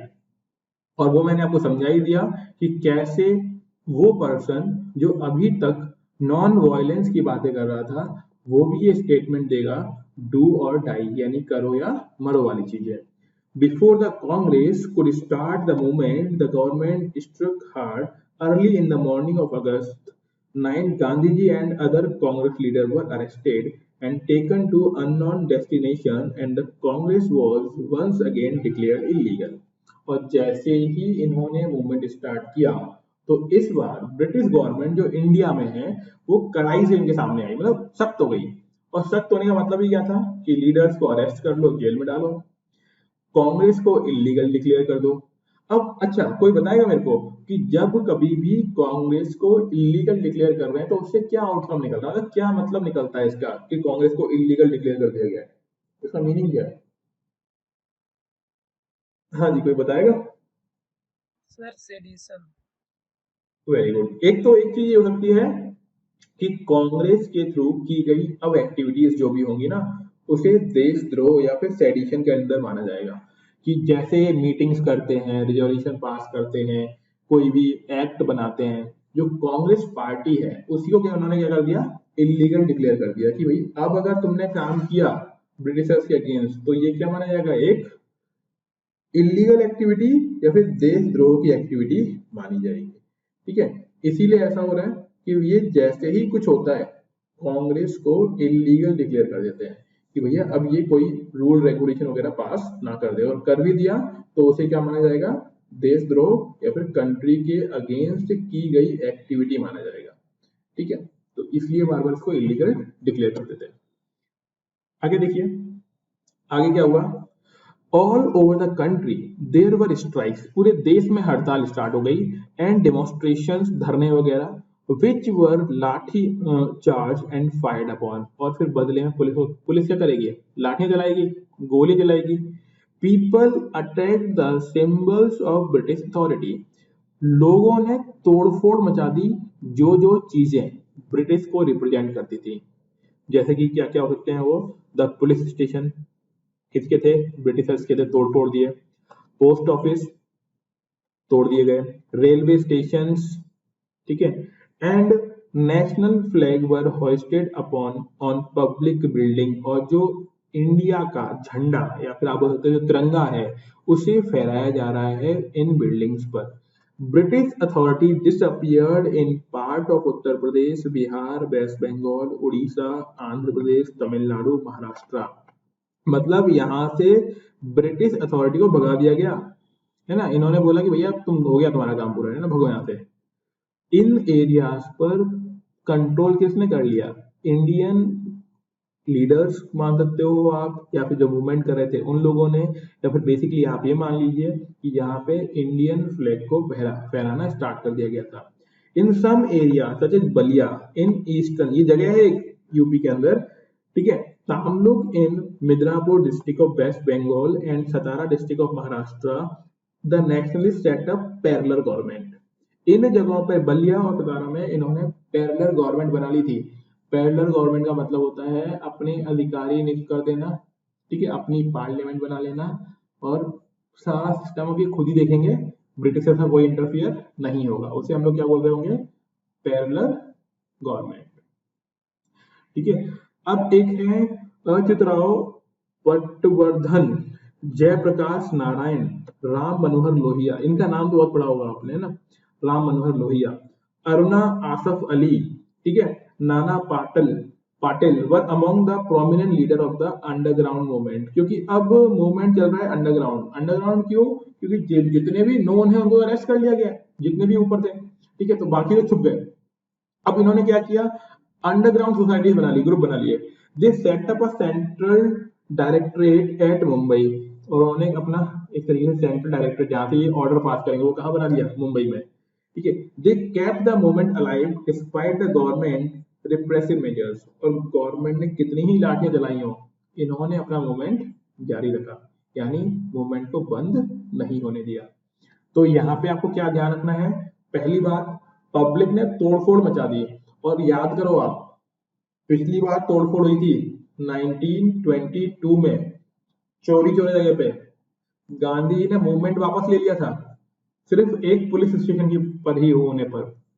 इस बार तो police station, post office, railway station सब कुछ तोड़ दिया, मूवमेंट अभी भी चल रहा है, ठीक है। तो ये पॉलिसी में आया चेंज है गांधी जी की।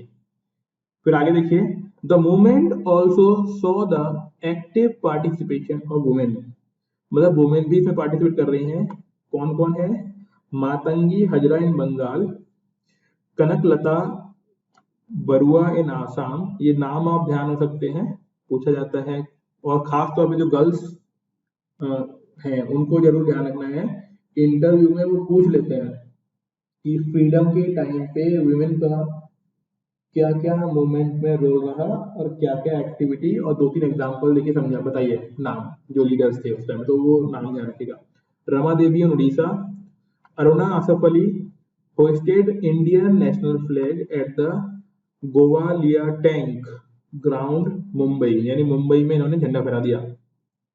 इन August 9, 1942 she along with Usha Mehta also broadcast news through an underground radio station। ये स्टेटमेंट बहुत इंपॉर्टेंट है, इसमें क्वेश्चन ये आता है अंडरग्राउंड रेडियो स्टेशन कौन चला रहा था, उसका नाम है उषा मेहता, ठीक है। ये क्वेश्चन कैसे बन के आता है कि अंडरग्राउंड रेडियो स्टेशन के थ्रू इंफॉर्मेशन पहुंचाना, या फिर अंडरग्राउंड रेडियो स्टेशन को कौन संभाल रहा था, तो नाम है पूसा मेहता। स्टेटमेंट के फॉर्म में ये क्वेश्चन आ चुका है, मतलब ये स्टेटमेंट आ चुका है। ओके, यहां तक कोई डाउट किसी को? ठीक है, अब देखो जब मूवमेंट करेगी पब्लिक तो सप्रेस तो करेगी गवर्नमेंट। तो गवर्नमेंट ने कैसे रिप्रेसिव मेजर्स अपनाए, यानी गवर्नमेंट ने किस तरीके से लोगों को मारा पीटा जेल में डाला, वो सारी की सारी चीजें किस तरीके से हो रही है वो देखिएगा। The government resorted to severe measures to crush. और जब भी कभी मूवमेंट बड़ा हो जाए तो भैया अब तो क्या करना पड़ेगा, कड़े कदम उठाने पड़ेंगे। और क्रश करना है, सप्रेस करना है, तो क्या हो रहा है, इन 1942 movement the press was completely measured. Press को पूरी तरीके से बंद कर दिया गया। बोला कि अगर किसी ने भी ब्रिटिशर्स के अगेंस्ट कुछ भी छापा तो जेल और पीटेंगे अलग। The demonstrating crowds were machine gun and even bomb from the air. मतलब गोलियां चलाई जा रही हैं, डराने के लिए बॉम्ब भी चलाए जा रहे हैं ना, वो सब चीजें। प्रिजनर्स वर टॉर्चर्ड, जिनको जेल में डाल दिया पीट रहे हैं, टॉर्चर कर रहे हैं। The police and secret police क्या बोलेंगे इसको, रिगेन्ड सुप्रीम। बेसिकली ऐसे समझ सकते हो आप कि पुलिस और सीक्रेट यानी जासूस वाले लोग, स्पाई लोग, ठीक है, वो पब्लिक के बीच में घूम रहे हैं और पता लगा रहे हैं कि कौन कौन है, मतलब जिनको उठाया जाए, जो कुछ कर सकते हैं। नियरली 10,000 पीपल वर किल्ड, 10,000 लोगों की डेथ हो गई। And 60,000 people were arrested by the end of 1942। अब जरा सोचो, पिछली बार चौरी चौरा में कितने लोगों की डेथ हुई होगी, बहुत से बहुत 20-25 लोगों की। इस बार कितने लोगों की डेथ हो चुकी है, 10,000 पीपल किल्ड। अब सोचो कि अगर गांधी जी को ऐसा मालूम चल ही रहा होगा 10,000 लोग मर गए भैया मूवमेंट में, मूवमेंट को बंद नहीं किया गया इस बार, वायलेंस हो रहा है, धुआंधार वायलेंस हो रहा है। और आपको ये चीज देख के मालूम चल ही रहा होगा कि वायलेंस रुक नहीं रहा है। और ब्रिटिशर्स ये सोचने में पड़े हुए बेचारे, बोल रहे हैं कि यार गांधी जी पहले तो मूवमेंट वापस ले लिया करते थे, थोड़ा सा जैसे ही वायलेंस हुआ इस बार वापस ही नहीं हो रहा मूवमेंट। तो यहाँ पे समझने की जरूरत है कि अब पब्लिक पूरी तरीके से रेडी है मूवमेंट के लिए। और ऐसा नहीं है कि लोग मरे और कुछ हुआ तो लोग पीछे हट गए, नहीं, इस बार पीछे हटने को राजी नहीं है। और उसका दूसरा कारण क्या है कि अगर अभी बच गए ना तो उधर से कौन आ जाएगा, जापानी आ जाएंगे। तो इस बार रुकने का सवाल ही नहीं है। तो ये थोड़ा सा आपको ध्यान रखना है। तो दोनों बातें हैं, जस्टिफाई भी करना अपने स्टेटमेंट को और गवर्नमेंट को, मतलब गांधी को क्रिटिसाइज भी नहीं करना है ना, क्रिटिसाइज सिर्फ समझने के लिए बहुत है, लेकिन आपको वैसी जगह पे क्रिटिसाइज नहीं करना है। कहीं पे अगर पूछ लिया जाए आपको नंबर के पॉइंट ऑफ व्यू से, वहां पे क्या बोलना है कि अगर ऐसे नहीं होते तो वहां से जापानी लोग अटैक कर देते तो दिक्कत थी, इसीलिए मूवमेंट को वापस नहीं लिया जा रहा है। The military took over many towns and cities. Military ने बहुत सारे एरिया सिटीज को कंट्रोल में ले लिया। Rebellious village had to pay huge sum as punitive fines and the villagers had to undergo mass floggings। यानी जितने भी गांव थे जिन्होंने मूवमेंट किया था उनको पनिशमेंट दिया जा रहा है, टैक्स लिया जा रहा है उनसे, और देन डिफरेंट डिफरेंट टाइप से उनको मतलब डराया धमकाया जा रहा है। कई लोगों तो खेती जला दी है ना। India had not witness such intense repression since the first war of independence 1857। और ये बोला गया कि भाई इतनी बुरी तरीके से सप्रेशन करना, दबाना, ये तो पहली बार हुआ है। और इससे पहले जो देखा गया था वो कब देखा गया था, 1857 में। और इसीलिए देखो ध्यान रखना, इसीलिए 1857 को फर्स्ट रिवॉल्ट बोलते हैं कि गवर्नमेंट ने बुरी तरीके से सप्रेस किया था इंडियंस को, और उससे ज्यादा इस बार सप्रेस किया जा रहा है। Gandhi ji was detained at the Aga Khan's palace in Poona. और गांधी जी को पूना के पैलेस में एक तरीके से नजरबंद कर दिया गया। The other leaders were sent to jail in Ahmednagar fort. बाकी लीडर्स को जेल भेज दिया गया अहमदनगर फोर्ट में। In the end the government succeeded in crushing the movement. लेकिन देखो ध्यान दो, जैसे गांधी की फिलोसफी क्या थी अभी तक कि भैया गवर्नमेंट से पंगा ले नहीं पाएंगे, वही हो रहा है कि पब्लिक ने मूवमेंट तो खूब किया लेकिन तब भी फाइनली मूवमेंट को क्रश कर दिया ब्रिटिशर्स ने। ठीक है, ये ध्यान रखिएगा, मूवमेंट को क्रश कर दिया ब्रिटिशर्स ने और पूरा मूवमेंट क्रश कर दिया जाएगा। लेकिन इम्पैक्ट बड़ा है इस बार, इस बार क्रश करने हैं, पसीने छूट गए ब्रिटिशर्स के और डर लग गया वो अलग से। तो देखिए इम्पैक्ट क्या निकला, impact of the quit India movement. The quit India movement made independence of India as the only agenda of the national movement. ये पहली बार था कि एक ही एजेंडा है, इंडिपेंडेंस। इससे पहले याद करो, इससे पहले एजेंडा क्या था, पहली बार मूवमेंट किया तो क्या चाहिए था, स्वराज चाहिए था। स्वराज होता था अपना राज, लेकिन इंडिपेंडेंस की बात नहीं थी, अपना राज चाहिए, ब्रिटिशर्स के अंडर में चाहिए, ठीक है ना। दूसरे में क्या था, डोमिनेट स्टेटस मांग रहे थे, कब, सिविल डिसोबीडियंस मूवमेंट के अंदर। लेकिन इस बार एकमात्र एजेंडा क्या है, इंडिपेंडेंस चाहिए, ठीक है। It proved that there could be no retreat and further negotiation. और इंडिपेंडेंस का मतलब ही होता है कि अब आगे बातचीत नहीं होगी और ना ही पीछे लौटेंगे, है ना। Could only be on the manner of the transfer of power, सिर्फ तभी रुकेंगे जब पावर को ट्रांसफर कर दिया जाएगा। The movement had the following impact. अब हमें पढ़ना है क्विट इंडिया मूवमेंट से क्या क्या इम्पैक्ट निकले या फिर क्या क्या इम्पैक्ट पड़े। पहला, quit India movement was in fact short lived. Short lived क्यों, कम टाइम तक चला। कारण क्या है कम टाइम तक चला, भैया पीट रहे थे वो लोग लगातार, तो बहुत लंबा चला पाना बहुत मुश्किल था, इसीलिए शॉर्ट लिव्ड है, ठीक है। इट्स इम्पोर्टेंस ले in the fact that it demonstrated the depth that nationalist feeling had reached in the country and the great capacity for struggle and sacrifice that the people had developed। अब इसका meaning क्या है कि अब nationalism की feeling public तक पहुंच चुकी है पूरी तरीके से, और अब वो सेक्रीफाइस करने को रेडी हैं। और ये कैसे क्लियर हो रहा है कि 10,000 से लोग ऊपर मर गए हैं।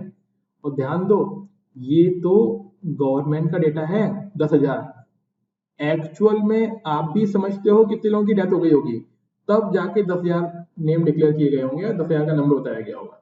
इसका मतलब ये है कि लोग सैक्रिफाइस को रेडी हैं, लेकिन इस बार उन्हें इंडिपेंडेंस ही चाहिए। एक तो ये चीज मालूम पड़ गई, पहले लोग डर गए थे, थोड़ा और मारपीट भी लोग डर गए थे, लेकिन इस बार ऐसा नहीं है। पहला पॉइंट तो ये हो गया। दूसरा, it was evident that the British would no longer find it possible to rule India against the wishes of people। और ये क्लियर हो गया था कि भैया आज तो मर रहे हैं। देखो इसका मीनिंग क्या होता है कि भाई एक लिमिट तक तो इंसान मर सकता है, मतलब लिमिट तक ही तो मार लोगे किसी को, लेकिन जब ये गुस्सा फूट पड़ेगा तो उल्टा मार देंगे ब्रिटिशर्स को। और ब्रिटिशर्स तो नंबर में बहुत कम है, जैसे 10,000 इंडियंस मर गए, अगर 10,000 उस टाइम ब्रिटिशर्स मर गए होते ना तो आधी से ज्यादा पॉपुलेशन खत्म हो जाती है उनकी इंडिया के अंदर। तो कहने का मतलब ये है ब्रिटिशर्स को ये समझ में आ गया कि अब बहुत लंबे टाइम तक रूल नहीं कर पाएंगे यहाँ पे अगर पब्लिक नाराज है तो, against the wishes of the people, यानी पब्लिक की मर्जी के बिना। फिर क्या होगा, it was the mass uprising before attaining independence. और ये माना गया कि ये लोगों का सामूहिक विद्रोह है इंडिया के इंडिपेंडेंस के लिए, और लेके मानेंगे अभी लोग। People from all part of India took part in procession and demonstration, the Hindu, Muslim, Sikh, Christian, Parsi। अब थोड़ा याद करो पुरानी चीजों को, लिंक कैसे करना है आपको, लिंक कैसे करना है कि देखो जब पहले मूवमेंट किया था, पहला वाला मूवमेंट है ना खिलाफत वाला, तो खिलाफत में हिंदू और मुस्लिम्स को मर्ज किया गया था, है ना, दो ही कम्युनिटी को फोकस में लेके। लेकिन इस बार क्या हुआ, क्विट इंडिया में हिंदू भी हैं, मुस्लिम भी हैं, सिख भी हैं, क्रिश्चियन भी हैं, पारसी भी हैं, यानी सभी लोग ग्रुप में मिलकर हैं। और साथ ही साथ प्रिंसली स्टेट्स ने भी पार्टिसिपेट कर दिया, यानी अलग अलग राजा महाराजाओं ने भी इसमें अपना सहयोग दिया है। मतलब बड़ी बात है कि पब्लिक तो पब्लिक, राजा महाराजा ही बोल रहे हैं कि भैया नहीं अब तो इंडिपेंडेंस ही चाहिए। The quit India movement strengthen Congress socialist party. और देखो अब यहाँ पे ये बड़ी चीज है, कांग्रेस को सोशलिस्ट पार्टी के फॉर्म में मजबूती मिल रही है यहाँ पे। अब ये क्या होता है, सोशलिस्ट का मीनिंग क्या होता है, कितने लोग जानते हैं सोशलिस्ट क्या होता है?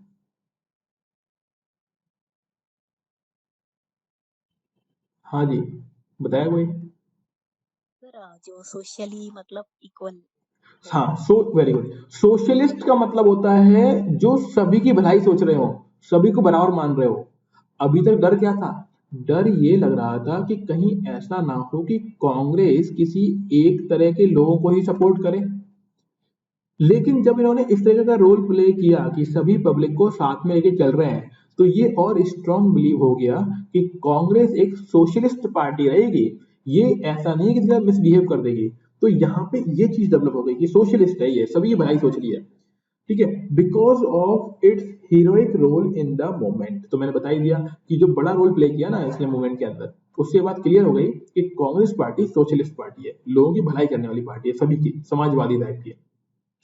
Its leader Jayaprakash Narayan became a legendary, और ये बहुत बड़ा नाम है, जेपी शॉर्ट में इसको बोलते हैं, इनके नाम को जयप्रकाश नारायण, बहुत बड़े लीडर निकल के आएंगे ये, ठीक है। The party continued its underground movement till 1944 when it came to an end. और पार्टी ऐसा नहीं है कि रुक गई, 1942 में मूवमेंट बंद हो गया, लेकिन ऐसा नहीं है कि इन्होंने अपने काम रोक दिए, अंडरग्राउंड मूवमेंट होते ही रहे 1944 तक, जब तक ये मुद्दा सुलट नहीं गया। 1945 में तो खुद ही मान ली गवर्नमेंट की भैया नहीं हम देते हैं, पावर देते हैं ना। तो आगे देखो, after the suppression of the quit India movement the constitutional question remain dormant till the close of the war 1945। कहने वाली बात यह है कि जो कॉन्स्टिट्यूशन बनाने की बात थी ना, ठीक है, वो डोरमेंट हो गया, यानी वो खत्म हो गई बात वो वाली कि भैया कॉन्स्टिट्यूशन तो अब चाहिए ही नहीं है ना। कहने वाली बात ये है, लड़ाई खत्म होते होते तो बात ये खत्म हो गई कि हमें अब कॉन्स्टिट्यूशन वगैरह नहीं चाहिए, हमें तो अब इंडिपेंडेंस ही चाहिए, है ना, कॉन्स्टिट्यूशन हम अपना बना लेंगे। तो आगे देखिए 6 point, after the suppression of the quit India movement of 1942 there was hardly any political activity inside the country till the war ended in 1945। और ये भी ध्यान रखो कि 1942 के बाद फिर मामला शांत हो गया, फिर कोई ऐसी एक्टिविटी नहीं हुई। The leaders of the national movement were in jail, जितने भी लीडर्स थे वो जेल में पहुंच गए, and no new leader arose to take their place to give a new lead to the country. और कोई और पॉलिटिकल लीडर नहीं आ रहा है जो कुछ नया कुछ करे। Henceforth, the battle for the freedom of India was carried on beyond the country's frontiers. It was led by the Indian National Army and its chief Subhash Chandra Bose। अब देखो इसके आगे होगा ये कि क्विट इंडिया मूवमेंट करके बस ये तो लोग रह गए, है ना, बात अब वॉर चल रही है दुनिया में, वो सेकेंड वर्ल्ड वॉर है ना 42 के बाद, लेकिन इसके आगे जिस इंसान ने तहलका मचाया वो है सुभाष चंद्र बोस। वो दूसरी जगह जाते हैं और वहां पे क्या बनाते हैं, इंडियन नेशनल आर्मी बनाते हैं, और इंडियन नेशनल आर्मी को लेकर वो इंडिया की तरफ रन करेंगे, यानी इंडिया की तरफ आएंगे, और वो बोलेंगे कि हम अब लड़ाई लड़कर ब्रिटिशर्स को हरा के इंडिया की इंडिपेंडेंस को स्टैब्लिश करेंगे, ऐसी बातें बोली जाएंगी। तो इसके बाद जो हमें पढ़ना होगा वो पढ़ना होगा इंडियन नेशनल आर्मी। तो यहां तक बताएं, यहां तक कोई डाउट किसी को?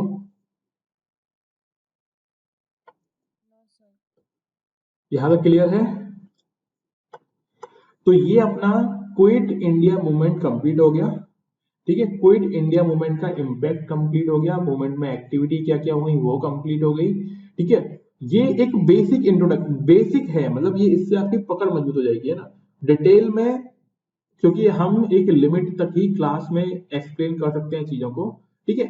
डिटेल के लिए एक बुक आपको फॉलो करनी ही है, मैंने बताई आपको, हर एक सब्जेक्ट में, मतलब हर एक जो भी अपना पार्ट होगा उसमें आपको एक बुक कैरी करनी है, उसे पढ़ेंगे एंड देन क्लास नोट्स, बस इतना करना है, और ये बार बार करना है ना, ये चीज ध्यान रखिएगा आप। मेरा कहने का मतलब ये है, कम पढ़ो बट सॉलिड पढ़ो। तो जो पढ़ाया जा रहा है क्लास में वो, इसमें से कुछ भूलते हो रिकॉर्ड वीडियो बार बार सुनो, है ना, उसके बाद स्पेक्ट्रम पढ़ लो, और मैं जो नोट्स आपको दूंगा बस उतना रेडी कर लीजिएगा, और उसके अलावा कुछ करो ही मत, ठीक है ना, अलग से कुछ करना ही मत, बेफालतू में टाइम वेस्ट होगा, चीजें वही होंगी। तो इससे बेटर ये है कि आप इतना ही पढ़ें और बार बार पढ़ें, ठीक है। अब बताइए कि अगला टॉपिक है हमारा Indian national army and Subhash Chandra Bose. अभी स्टार्ट कर दूं या अगली बार? बताएं आप लोग, जैसा अगले, अभी कर दें? अच्छा कितने लोग अब, हाँ हाँ रुको पल्लवी, ठीक है, बाकी लोगों से पूछ लेते हैं, सभी की राय ले लेते हैं। सॉरी नेक्स्ट क्लास में कर लें, ठीक है, मतलब वोटिंग कर लेते हैं ना, मैं मतलब चाहता हूँ डेमोक्रेटिक तरीके से हो जाए, गणतंत्र प्रजातंत्र चल जाए एक बार। तो कितने लोग चाहते हैं यस भेज दीजिए, और जो लोग नहीं चाहते नो, मतलब यस अभी के लिए, यस अभी के लिए, नो कल के लिए। तो जरा एक बार टेक्स्ट भेज दो, मेरे को ही मालूम पड़े कितने लोग जाग रहे हैं। मालूम पड़ा बेड पे लेटे लेटे सो गया हो एक आध दो कोई इंसान। ठीक है, 2 यस 2 नो। हाँ जी, बाकी लोग भी भेजें कुछ। 3 यस, और बताएं। और भेजिए और भेजिए। ओके, यस ज्यादा आ गया है ना, मतलब बाकी लोग चाहते हैं। चलो ठीक है, कर लेते हैं ना, और कर लेते हैं। हाँ ठीक है, मैं समझ गया। और कर लेते हैं ना, म्यूट कर लीजिए, म्यूट कर वो ये कैमरा ऑफ कर लीजिए आप। हाँ जी, ठीक है। तो देखो अब होगा क्या, यहाँ पे हम लोग इंडिया के मूवमेंट के बारे में पढ़ चुके हैं। इंडिया का मूवमेंट की अगर मैं बात करूं तो बेसिकली हमने क्विट इंडिया मूवमेंट कंप्लीट कर लिया। क्विट इंडिया मूवमेंट, अब यहाँ पे क्या होगा, जैसे आपको मालूम ही है, गांधी जी हर बार क्या करते हैं, मूवमेंट किया और फिर अपनी क्रिएटिव एक्टिविटीज को जारी रखते हैं। क्रिएटिव एक्टिविटीज मतलब कि अब वो मूवमेंट नहीं करेंगे, है ना, दूसरी तरीके की एक्टिविटीज करने में लग जाएंगे। दूसरी तरीके की एक्टिविटीज का मतलब होता है जहां पर वो ऐसी एक्टिविटीज करेंगे जो लोगों की वजह क्रिएटिव हो। लेकिन अब ये पीक टाइम है जब इंडिया को इंडिपेंडेंस मिल सकती है, ठीक है। तो इस टाइम देखिए, जो लीड करेंगे कंट्री को, वो लीड कौन करेंगे, वो लीड करेंगे हमारे सुभाष चंद्र बोस, और यह ग्रुप का नाम होगा फॉरवर्ड ब्लॉक। तो forward block and the INA, ये हमारा नेक्स्ट टॉपिक है। तो अब थोड़ा आप लोग रुकिएगा, है ना, हम इस टॉपिक को थोड़ा एक सिग्निफिकेंट अमाउंट ऑफ टॉपिक आज कंप्लीट करेंगे। तो पानी वानी पी के, है ना, बैठे रहना, जाना मत। देखिए, फॉरवर्ड ब्लॉक नाम से ही मालूम पड़ रहा है आगे की सोच रखने वाला इंसान, ठीक है। और आईएनए का फुल फॉर्म तो हमने देख ही लिया, ठीक है। तो देखिए यहाँ पे सुभाष चंद्र बोस, हाँ बाकी लोग बैठे रहना ना, सुनिएगा, कोई दिक्कत नहीं है, थोड़ा थोड़ा कभी ज्यादा भी पढ़ लेना चाहिए अपन को, वैसे भी मोस्टली कम ही पढ़ते हैं, बट आज मेरा भी मन है और आप लोगों का भी मोस्टली लोगों का मन है, तो पढ़ते हैं थोड़ा थोड़ा। देखिए, सुभाष चंद्र बोस, थोड़ा सा इंट्रोडक्शन समझिए इनके बारे में। और ये आईएएस हैं, मतलब ये बहुत फेमस आईएएस रहे हैं, तो इसलिए भी पढ़ना आप इनको, पढ़कर आपको अलग ही फीलिंग आएगी। देखिए, Subhash Chandra Bose was born on 23rd जनवरी। तो ये तो हो गया हमारा डेट ऑफ बर्थ इनका याद रखने के लिए। कहाँ पे, at Cuttack in Orissa. After completing his studies in India, he went to England and passed the Indian Civil Service examination। उस टाइम लंदन में ICS का एग्जामिनेशन हुआ करता था, जिसे आज के टाइम में हम IAS बोलते हैं। यानी कहने वाली बात यह है कि ये एक IAS रहे हैं। और आप समझ ही रहे होंगे, जो बंदा IAS रहेगा, होगा, बना हुआ होगा, तो दिमाग होगा, कैपेसिटी होगी, लॉजिकल थिंकिंग होगी, वो सारे फीचर्स इनके अंदर हैं। लेकिन ICS बनने के बाद रिजाइन कर देंगे, क्योंकि इनको लगेगा कि नहीं, ब्रिटिश के अंडर में तो रूल, मतलब उनके रूल के अंडर में तो काम नहीं करना है। तो लिखा हुआ है but he resign from the civil service examination. अब आप सोच देखो, IAS की नौकरी कोई छोड़ दे, बहुत बड़ी बात है। मतलब उस पर्सन का थॉट कितना बड़ा होगा जो IAS बनने के बाद IAS की नौकरी छोड़ दे, मतलब वो डेफिनेटली कुछ तूफानी करने के मूड में है। इसके अलावा और किसने छोड़ी है IAS की जॉब, कोई नाम याद आता है आपको?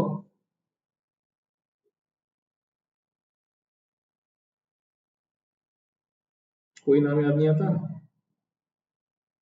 चलिए ठीक है, गूगल करना, पता लगाना कि कौन, मतलब बहुत सारे लोग हैं, बहुत सारे लोग मिल जाएंगे आपको, लेकिन अरे अच्छा, विकास सर ने, ओके मैं बता देता हूँ कि, अच्छा वैसे तो ठीक है, बट मैं थोड़ा सा, आप लोगों ने तो क्या है ना, उनको ऐसे उसी पर देखा होगा आई थिंक, शायद यूट्यूब वीडियोस, या फिर वैसे मैं मिला हूँ उनसे, बहुत बार मिला हूँ, बहुत बार मिला हूँ। एक्चुअली वो IAS नहीं बोल सकते आप उनको, हाँ UPSC बोल सकते हो। बेसिकली वो IAS नहीं बने थे ना, ये बहुत कम लोगों को मालूम है ये वाली बात। वो UPSC में सिलेक्टेड थे, ये तो ये जो यूट्यूब वाले हैं ना, वो बना देते हैं। बेसिकली वो एक तरीके से असिस्टेंट कमांडेंट वाली पोस्ट पर थे, है ना, समझते हो, ACF जो होते हैं, जानते हैं आप लोग? Allied Services sir. हाँ जी, अलाइड सर्विसेज में। लेकिन होता क्या है ना, वो थोड़े मतलब थोड़े क्या बहुत फेमस हो गए, तो पब्लिक बस ऐसे ही बिना जाने पहचाने चीजें डाल देती है यूट्यूब पर, या फिर गूगल फेसबुक वगैरह इंस्टा वगैरह पे चलता रहता है कि वो इन्होंने आईएएस नहीं थे वो, है ना। और आईएएस होता छोड़ते नहीं, मैं मिला हूँ उनसे, पर्सनली मिला हूँ। उनकी मैं एम्बिशंस वगैरह जानता हूँ, कि क्या सोचते हैं वो। अ, पूरी तरीके से तो नहीं बोलूंगा, बट थोड़ा बहुत तो मैं जानता ही हूँ उनके बारे में। तो बेसिकली वो आईएएस, प्रॉपर आईएएस नहीं थे। हाँ, ये मैं क्लियर कर दूं आप लोगों को। बाकी दुनिया बोल रहे तो, लेकिन हकीकत ही है ना। वो तो यार अलग चीज होती है। हाँ, लेकिन डेफिनेटली बहुत अच्छे पर्सन है, काफी फेमस भी है, और नो डाउट बहुत मेहनत की है उन्होंने उस चीज के लिए। बहुत ही अच्छी चीज है, मतलब बहुत ही अच्छा काम कर रहे हैं वो अपने फील्ड में। और डेफिनेटली काफी बड़ा, मतलब आज एम्पायर एक बोल सकते हैं आप उसको, उन्होंने बनाया है अपना। तो तब भी मान लीजिए आपकी, अगर यूपीएससी भी छोड़िए इंसान है, तो मतलब बहुत बड़ा रोल, पोजीशन। वैसे तो एम्बिशन तो बहुत ऊपर के हैं, अभी बताना भी सही नहीं क्योंकि ये भी चीज यूट्यूब पे जाएगी। बट हाँ, बढ़िया इंसान है, बहुत अच्छे। चलिए देखिए आगे। तो इन्होंने क्या किया, आईसीएस से रिजाइन कर दिया। क्यों कर दिया?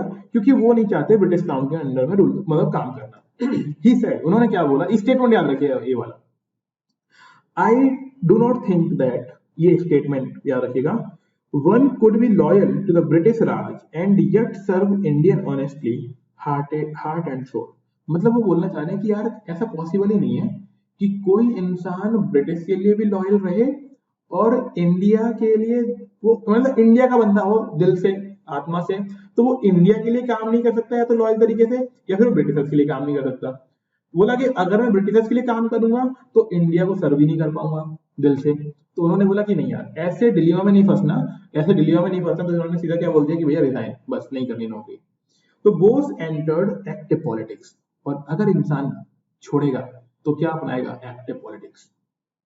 एट द एज ऑफ 24, अब देखो आप 24 में सोचा था आपने पॉलिटिक्स में जाने का? बंदा कितना इंटेलिजेंट होगा कि 24 की एज में उन्होंने बस पॉलिटिक्स में आ गए, बिकेम ए स्वराजिस्ट बन गए, because he did not agree with the Gandhian thoughts. और स्वराजिस्ट क्यों बन रहे हैं? क्योंकि भैया गांधी जी के थॉट से बिलीव नहीं रखते हैं। Bose was a man of action. ये कुछ करने में भरोसा रखते हैं, ये नहीं कि अपने आप ब्रिटिशर का दिल बदलेगा तब फ्रीडम दे देंगे, इसमें बिलीव नहीं है इनका। बोल रहे हैं भैया मार मार के दिल बदल देंगे उनका, इनका मानना ये है, समझ रहे हो। तो ब्रिटिशर्स मानते हैं कि भैया अपने आप जब दिल बदलेगा तब, और ये मतलब गांधी जी मानते हैं ब्रिटिशर्स का जब अपने आप इनको लगेगा ना कि नहीं गलत कर रहे हैं तब। और ये क्या बोलते हैं भैया, माने नहीं माने मनवा देंगे उनको, ठीक है, इनका मानना ये है। तो ये देखो, he believed in agitation and resorted the revolutionary methods for the attainment of Swaraj। वो बोल रहे हैं कि विद्रोह करो और जो भी कुछ कमियां हैं रिवॉल्यूशंस में उसको दोबारा सॉर्टेड आउट करो और बेहतर तरीके से मूवमेंट करो और स्वराज तक लड़ते रहो। यानी हमें अल्टीमेटली रिवॉल्ट करते हुए स्वराज चाहिए, है ना। टाइम नहीं है, बातों बातों में टाइम वेस्ट नहीं करना है, इनका मानना ही है, ठीक है। तो बोस एंड द कांग्रेस। और अगर ऐसी थॉट रख रहा है बंदा, अगर ये बढ़े ऊपर, तो किसका थॉट डाउन हो जाएगा? महात्मा गांधी जी का। क्योंकि दोनों क्या करते हैं, कॉन्फ्लिक्ट है थॉट्स में। अगर एक का थॉट पीक पकड़ेगा, दूसरे का अपने आप ही क्या चला जाएगा, नीचे चला जाएगा। तो इसीलिए कांग्रेस से तो इतना ज्यादा नहीं, लेकिन ये गांधी जी को क्रिटिसाइज करेंगे, और जैसे ही गांधी जी को क्रिटिसाइज करेंगे तो भैया मामला फंस जाएगा। अब गांधी जी इसको अपने ईगो पे ले जाएंगे। हालांकि ऐसा बोलना नहीं चाहिए, उनकी आइडियोलॉजी डिफरेंट है, इनकी आइडियोलॉजी डिफरेंट है, लेकिन तब भी गांधी जी थोड़ा मन से उस चीज को अपना नहीं पाएंगे। तो देखिए, Bose was attracted by the non-cooperation movement launched by Mahatma Gandhi and became an active worker of the freedom movement। मतलब वो चाहते हैं कि नॉन कॉपरेशन मूवमेंट चलता रहे, एक्टिवली तरीके से मूवमेंट हो। He criticise Gandhi ji when he withdrew the non cooperation movement. उन्होंने आलोचना की, क्रिटिसाइज मतलब आलोचना की गांधी जी की, भैया मूवमेंट वापस मत दो, वॉयलेंट हो गया, होने दो, ठीक है। Bose also participated in the civil disobedience movement. अब तो देखो, पहले वाले मूवमेंट में भी पार्टिसिपेट किया, सिविल डिसोबीडियंस मूवमेंट में पार्टिसिपेट किया। At the Haripura session of the Congress in 1938, Bose was unanimously यानी एक मत से elected as the president of the Congress. अब ये बड़ी बात है, यहां पे ध्यान देना। देखो, कांग्रेस का प्रेसिडेंट बन जाना, और वो भी कौन से इंसान का? जो इंसान महात्मा गांधी को क्रिटिसाइज कर रहा हो। बड़ी बात है, महात्मा गांधी को क्रिटिसाइज करने के बाद भी वो कांग्रेस के प्रेसिडेंट बन जाएंगे 1938 में, और तब ये फोकस डालेंगे कि कैसे प्लान्ड तरीके से प्लानिंग करके स्ट्रगल करना चाहिए और हमें इंडिपेंडेंस लेनी चाहिए। अब गांधी को थोड़ा बुरा लग रहा है कि यार ये बंदा कैसे बन गया, है ना। और मजे वाली बात यह है कि एक बार नहीं दूसरी बार फिर बन जाएंगे, और गांधी जी प्रेसिडेंट ये ना बने इसके लिए एड़ी चोटी का जोड़ लगा देंगे कि भैया बोस नहीं बनना चाहिए प्रेसिडेंट। और तब भी ये गांधी जी के जो बंदा था, मतलब जो खड़ा हुआ था प्रेसिडेंट बनने के लिए, उसको डिफीट करके ये प्रेसिडेंट बन जाएंगे। बड़ी बात है। और ये अब देखो जो बंदा, यानी महात्मा गांधी की अगर हम बात करें, वो इंसान लगातार हर बार जो चाह रहा था वही हो रहा था, और ये बंदे ने आके उनको रिप्लेस कर दिया, यानी बोस ने आके रिप्लेस कर दिया। अब सोच के देखो इंटरनली कितना उनको लेफ्ट आउट फील हो रहा होगा। सोच रहा होगा कि यार अभी तक मेरी बात चल रही थी, ये आया इसने मेरे पर्सन को हरा दिया। तो इसलिए होगा ये कि गांधी जी अगेंस्ट हो जाएंगे, और साथ ही साथ वो एक तरह से जिद पर अड़ जाएंगे कि सुभाष को पोजीशन से हटा दिया जाए, और तब ये प्रेसिडेंट की पोजीशन से भी रिजाइन कर देंगे। तो अभी देखिएगा, तो इन्होंने क्या किया सुभाष ने, he laid stress on national planning, unity and organisation of masses for national struggle. ठीक है, इन्होंने बोला कि भाई ऑर्गेनाइज ग्रुप बनाओ, प्लानिंग करते हैं, यूनिटी बनाते हैं, इकट्ठी करते हैं भीड़ को और फिर मूवमेंट करेंगे। The all India national planning committee was formally inaugurated. इन्होंने एक कमेटी बना दी, है ना, मूवमेंट करने के लिए regarding by Bose at Mumbai in December 1938। इन्होंने एक ग्रुप बना के लॉन्च भी कर दिया, बोले ये करेगा मूवमेंट। ठीक है, अब सोचो इतना फास्ट काम करने वाला इंसान 1938 में बने प्रेसिडेंट, और 1938 में एक नई ग्रुप बना दी इन्होंने, है ना। तो बड़ी चीज है। अगला देखिए, दर्द किसको हो रहा है? गांधी जी को दर्द हो रहा है। दर्द मतलब वैसा वाला दुख कि यार हमारी बात नहीं चल रही है।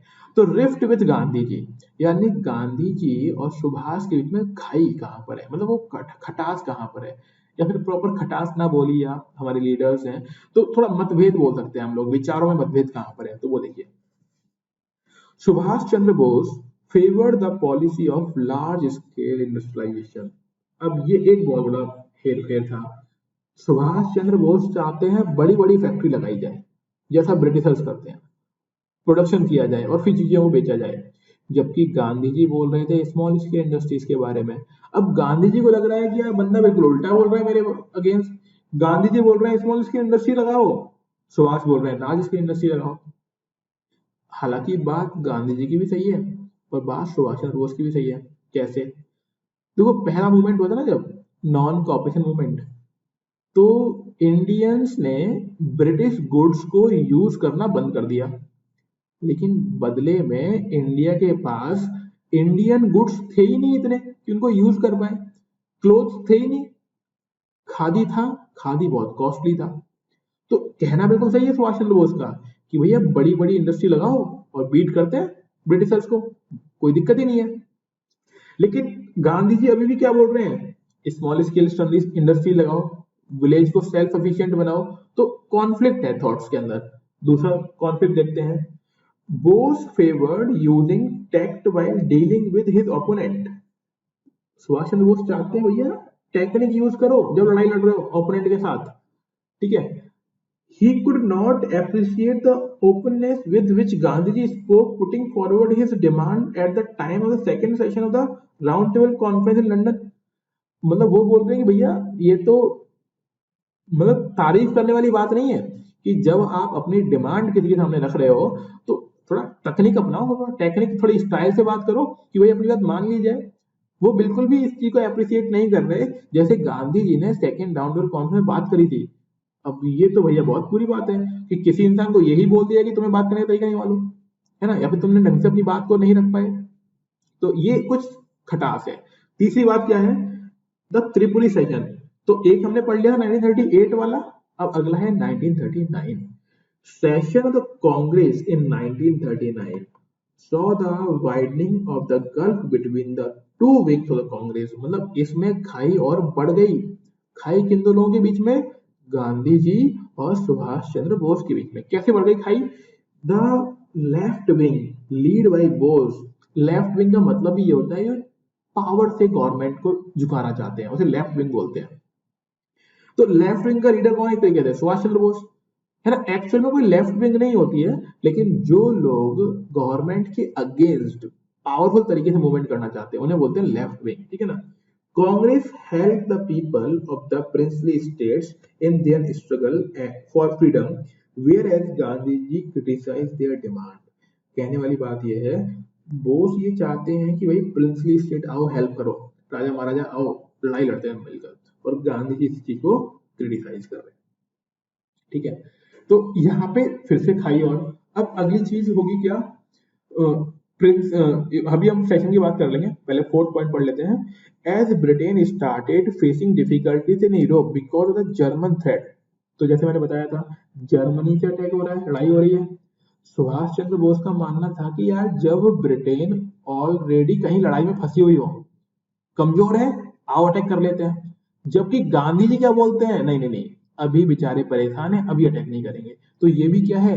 थॉट्स में कॉन्फ्लिक्ट है। तो देखिए यहाँ पे क्या बोल रहे हैं, Gandhi ji wanted to adopt a compromising attitude toward the British and he was opposed to any national struggle during the war. Gandhi ji क्या बोल रहे हैं कि नहीं भैया, अभी देखो ब्रिटिश परेशानी में है, जर्मनी के लोग अटैक कर रहे हैं, हमें अभी मूवमेंट नहीं करना चाहिए। जबकि बोस क्या बोलना चाहते हैं? बोस बोलना चाहते हैं भैया परेशान है, पीट लो, अभी पिट जाएगा, क्योंकि अभी ये वीक है। तो देखिए, Bose wanted to take advantage of the difficulties faced by the British. Bose का मानना ये है कि परेशान है, फायदा उठा लो और दुश्मन को दुश्मन मानो। तो यहाँ पे अगेन आइडियोलॉजिकल डिफरेंस है। तो अगर कभी लिखने को आ जाए नोट, या फिर इसको कहीं और भी आप लिख सकते हैं जहां पर भी हम आइडियोलॉजिकल डिफरेंस की बात करते हैं। तो आइडियोलॉजिकल डिफरेंस में बेस्ट एग्जांपल है गांधी जी एंड सुभाष चंद्र बोस। और ये खटास अभी रुकेगी नहीं, अभी तो असली मजा देखो आप कहां पे आएगा। Rift in the Congress, Congress में ही खाई पड़ जाएगी। कैसे पड़ेगी वो देखिए आप। एट द त्रिपुरी, त्रिपुरी जगह है मध्य प्रदेश के अंदर, यहाँ पे कांग्रेस का एक सेशन होगा 1939 में। और इससे पहले आपको मालूम ही है हरिपुरा सेशन जो हमने अभी पढ़ा था थोड़ी देर पहले, 1938। तो 1938 में तो ऑलरेडी सुभाष चंद्र बोस जीत ही गए थे, और उसके इतना पंगा हो गया। अब गांधी चाह रहे हैं कि भैया नहीं, अब तो बंदा नहीं रहेगा। तो देखो, Congress in 1939, Gandhiji tried to dissuade Subhash Chandra Bose from standing for re-election as the president. Gandhi ji चाहते हैं कि सुभाष चंद्र बोस दोबारा इलेक्शन में खड़ा ही ना हो सेकेंड टर्म के लिए। सेकेंड टर्म में दोबारा से प्रेसिडेंट बनने के लिए। तो सुभाष चंद्र बोस तब भी खड़े हो जाएंगे, बोलेंगे नहीं दोबारा बनना है प्रेसिडेंट। अब यहाँ पे आप पावर समझिए इस इंसान की, सुभाष चंद्र बोस की। अगर मान लो सुभाष चंद्र बोस लंबे टाइम पे रहते तो क्या चीजें चेंज हो जाती है ना। अब क्योंकि ऐसा हुआ नहीं तो अलग बात, लेकिन हम यहाँ पे उनकी स्ट्रेंथ समझ सकते हैं कि एक लीडर जो बहुत लंबे टाइम से पूरी कंट्री को लीड कर रहा हो, यानी महात्मा गांधी जी, उनको आके वो चैलेंज कर रहे हैं। कैसे कर रहे हैं वो देखिए। Bose however decided to contest and Gandhiji's choice fell upon Pattabhi Sitaram Ramaiah. Subhash Chandra Bose ने सोच लिया कि भैया नहीं, सेकेंड टर्म के लिए इलेक्शन फाइट करना है। गांधी जी ने भी सोच लिया बेटा हराएंगे इस बार तेरे को। अब हराएंगे तो अब गांधी जी खुद तो इलेक्शन लड़े नहीं उन्होंने अपना एक पर्सन खड़ा किया जिसका नाम था पट्टाभी सीताराम रमैया, और फुल बोल दिया गांधी जी ने कि मैं और मतलब पट्टाभी एक ही बात है, मेरा ही इंसान है, यही बनना चाहिए प्रेसिडेंट कांग्रेस का। तो यहाँ पे देखिए आगे, for the presidential candidate, he put his full weight in his nominee's favor during the contest. Gandhi ji ने पूरा जोर लगा दिया कि भैया यही जीतना चाहिए। लेकिन Bose won by majority of votes। कौन जीत जाता है? सुभाष चंद्र बोस, और गांधी जी बहुत दुखी हो जाएंगे और गांधी जी बोलेंगे कि ये पट्टाभी सीताराम रमैया की डिफीट नहीं है, ये मेरी डिफीट है, पर्सनली मेरी डिफीट है, ऐसा स्टेटमेंट बोलेंगे गांधी। देखो, Gandhi declared that the defeat of both rivals was his, Gandhi ji's own defeat. इन्होंने बोल दिया कि सुभाष चंद्र बोस के राइवल की डिफीट नहीं हुई है, ये मेरी डिफीट हो गई, है ना। As a consequence 30 members of the Congress working committee resign. अब ये वही वाली बात है कि गांधी रूठ गए, है ना, और अब भाई रूठ जाएंगे तो कुछ ना कुछ लोग तो हैं ही, अब उन्हें थोड़ा मालूम था कि इतने जल्दी रूठ जाएंगे ये, तो कुछ लोगों ने बोला कि अरे नहीं नहीं गांधी जी आप नाराज मत हो, हम रिजाइन कर देते हैं। कितने लोगों ने रिजाइन कर दिया? 13 लोगों ने रिजाइन कर दिया। तो मतलब अब ये इमोशनल मतलब करना है लोगों को कि गांधी जी बोल रहे हैं कि नहीं नहीं ये तो मेरी डिफीट हो गई, गलत कर दिया तुमने, सुभाष को जिता दिया, ठीक है। अब आगे देखिए क्या होगा। Then a request was made to the president to nominate a working committee according to the wishes of Gandhi ji. और तब प्रेसिडेंट यानी सुभाष चंद्र बोस से बाकी लोग एक रिक्वेस्ट करेंगे कि भैया वर्किंग कमेटी में उन्हीं लोगों को लो जिनको गांधी जी चाहते हैं। अब यहाँ पे सुभाष चंद्र बोस बोलेंगे भैया नहीं ऐसे काम नहीं चलेगा, ये तो इमोशनल बना के काम करवा रहे हैं अपना। कहने वाली बात ये हो गई कि भले ही प्रेसिडेंट सुभाष चंद्र बोस रहे लेकिन तब भी काम किसके अकॉर्डिंग करना पड़ेगा? गांधी जी के अकॉर्डिंग करना पड़ेगा, और ये बात सुभाष को मंजूर नहीं होगी। तो आगे देखिए, majority of the delegates who had supported Bose reconfirmed their confidence in the leadership of Gandhi ji. मतलब अब वही हुआ ना, गांधी ने चीजें मोबिलाइज कर ली अपनी तरफ से, जितने भी लोग पहले बोस को सपोर्ट कर रहे थे अब वो गांधी की तरफ आ गए धीमे धीमे। This create a deadlock between Bose and Gandhi ji. अभी डेडलॉक बन गया क्योंकि प्रेसिडेंट तो अगला बंदा है, हटा तो पाओगे नहीं, ठीक है। The Gandhi begin wing began to oppose the president to make it impossible for him to function। अब क्योंकि हर कोई अगेंस्ट हो गया, और अगेंस्ट क्यों हो गया? गांधी जी की वजह से। अब ये भैया रूठ गए, और रूठे हुए को मनाना तो पड़ेगा क्योंकि ये बहुत लंबे टाइम से पॉलिटिक्स में थे। और अब ये हो रहा था सुभाष चंद्र बोस प्रेसिडेंट होकर भी ढंग से काम नहीं कर पा रहे थे। जैसे मान लो कोई भले ही कंट्री का प्रेसिडेंट हो, अब पब्लिक अगर उसके अगेंस्ट हो ही जाए और सारे नेता लोग उसके अगेंस्ट हो ही जाए तो बेचारा काम तो कर नहीं पाएगा। तो हुआ क्या, बोस ने रिजाइन कर दिया। बोस ने बोला ऐसा फालतू बोल नहीं चाहिए, मतलब अगर मर्जी से काम नहीं हो रहा तो काम नहीं करेंगे, क्योंकि अगला बंदा ICS छोड़कर आया है इसी चक्कर में, अपनी दिल की सुन के आ रहा था, काम करना था। तो अब उसको लग रहा है कि भाई काम तो हो नहीं पा रहा है ढंग से, काम नहीं रहा तो रिजाइन कर दिया। कैसे किया देखो यहाँ पे, Bose resigned from the presidentship of the Congress on April 29, 1939। अब आप ये देखो 2 ही साल रहे, 2 ही साल के अंदर गांधी जी की लीडरशिप को चैलेंज कर दिया था इन्होंने। अब ये सोचो कि बंदा 10 साल रह जाता ना तो क्या होता, आज हम सब सिर्फ सुभाष चंद्र बोस के बारे में ही जान रहे होते हैं, इतनी क्वालिटी थी इन पर्सन में, ठीक है। तो ध्यान रखिएगा, तो बोस ने क्या कर दिया, रिजाइन कर दिया कांग्रेस की प्रेसिडेंटशिप से, ठीक है। यहां तक ही रखते हैं, इसके आगे हम लोग क्योंकि फिर अगला टॉपिक दोबारा स्टार्ट हो जाएगा, तो इसे यहां तक। इसके आगे हम अगला क्या पढ़ेंगे कि बोस ने आगे जाकर कौन कौन से ग्रुप्स बनाए, किस तरीके से फाइट की, कहां पे इनके साथ अलायंस बनाए, और अलायंस बनाने के लिए के बाद कैसे इंडिया को इंडिपेंडेंट करने के लिए अपनी आर्मी लाना चाहते थे इंडिया के अंदर। तो वो सब कुछ हम लोग अगली क्लास में करेंगे, ठीक है। कोई दिक्कत हो तो पूछ लीजिए, बाकी थैंक यू एवरीवन, मिलते हैं नेक्स्ट क्लास में। इसके नोट्स जो ये वाले हैं PPT वाले वो मैं भी सेंड कर दूंगा, एंड डिटेल्ड नोट्स जो हैं वो मैं आपको इस वीक के एंड तक ग्रुप पे डाल दूंगा, ठीक है। सब लोग जाग तो रहे ना, कोई सो तो नहीं गया? Yes, sir. Okay then, thank you everyone, thank you for joining, मिलते हैं नेक्स्ट क्लास में।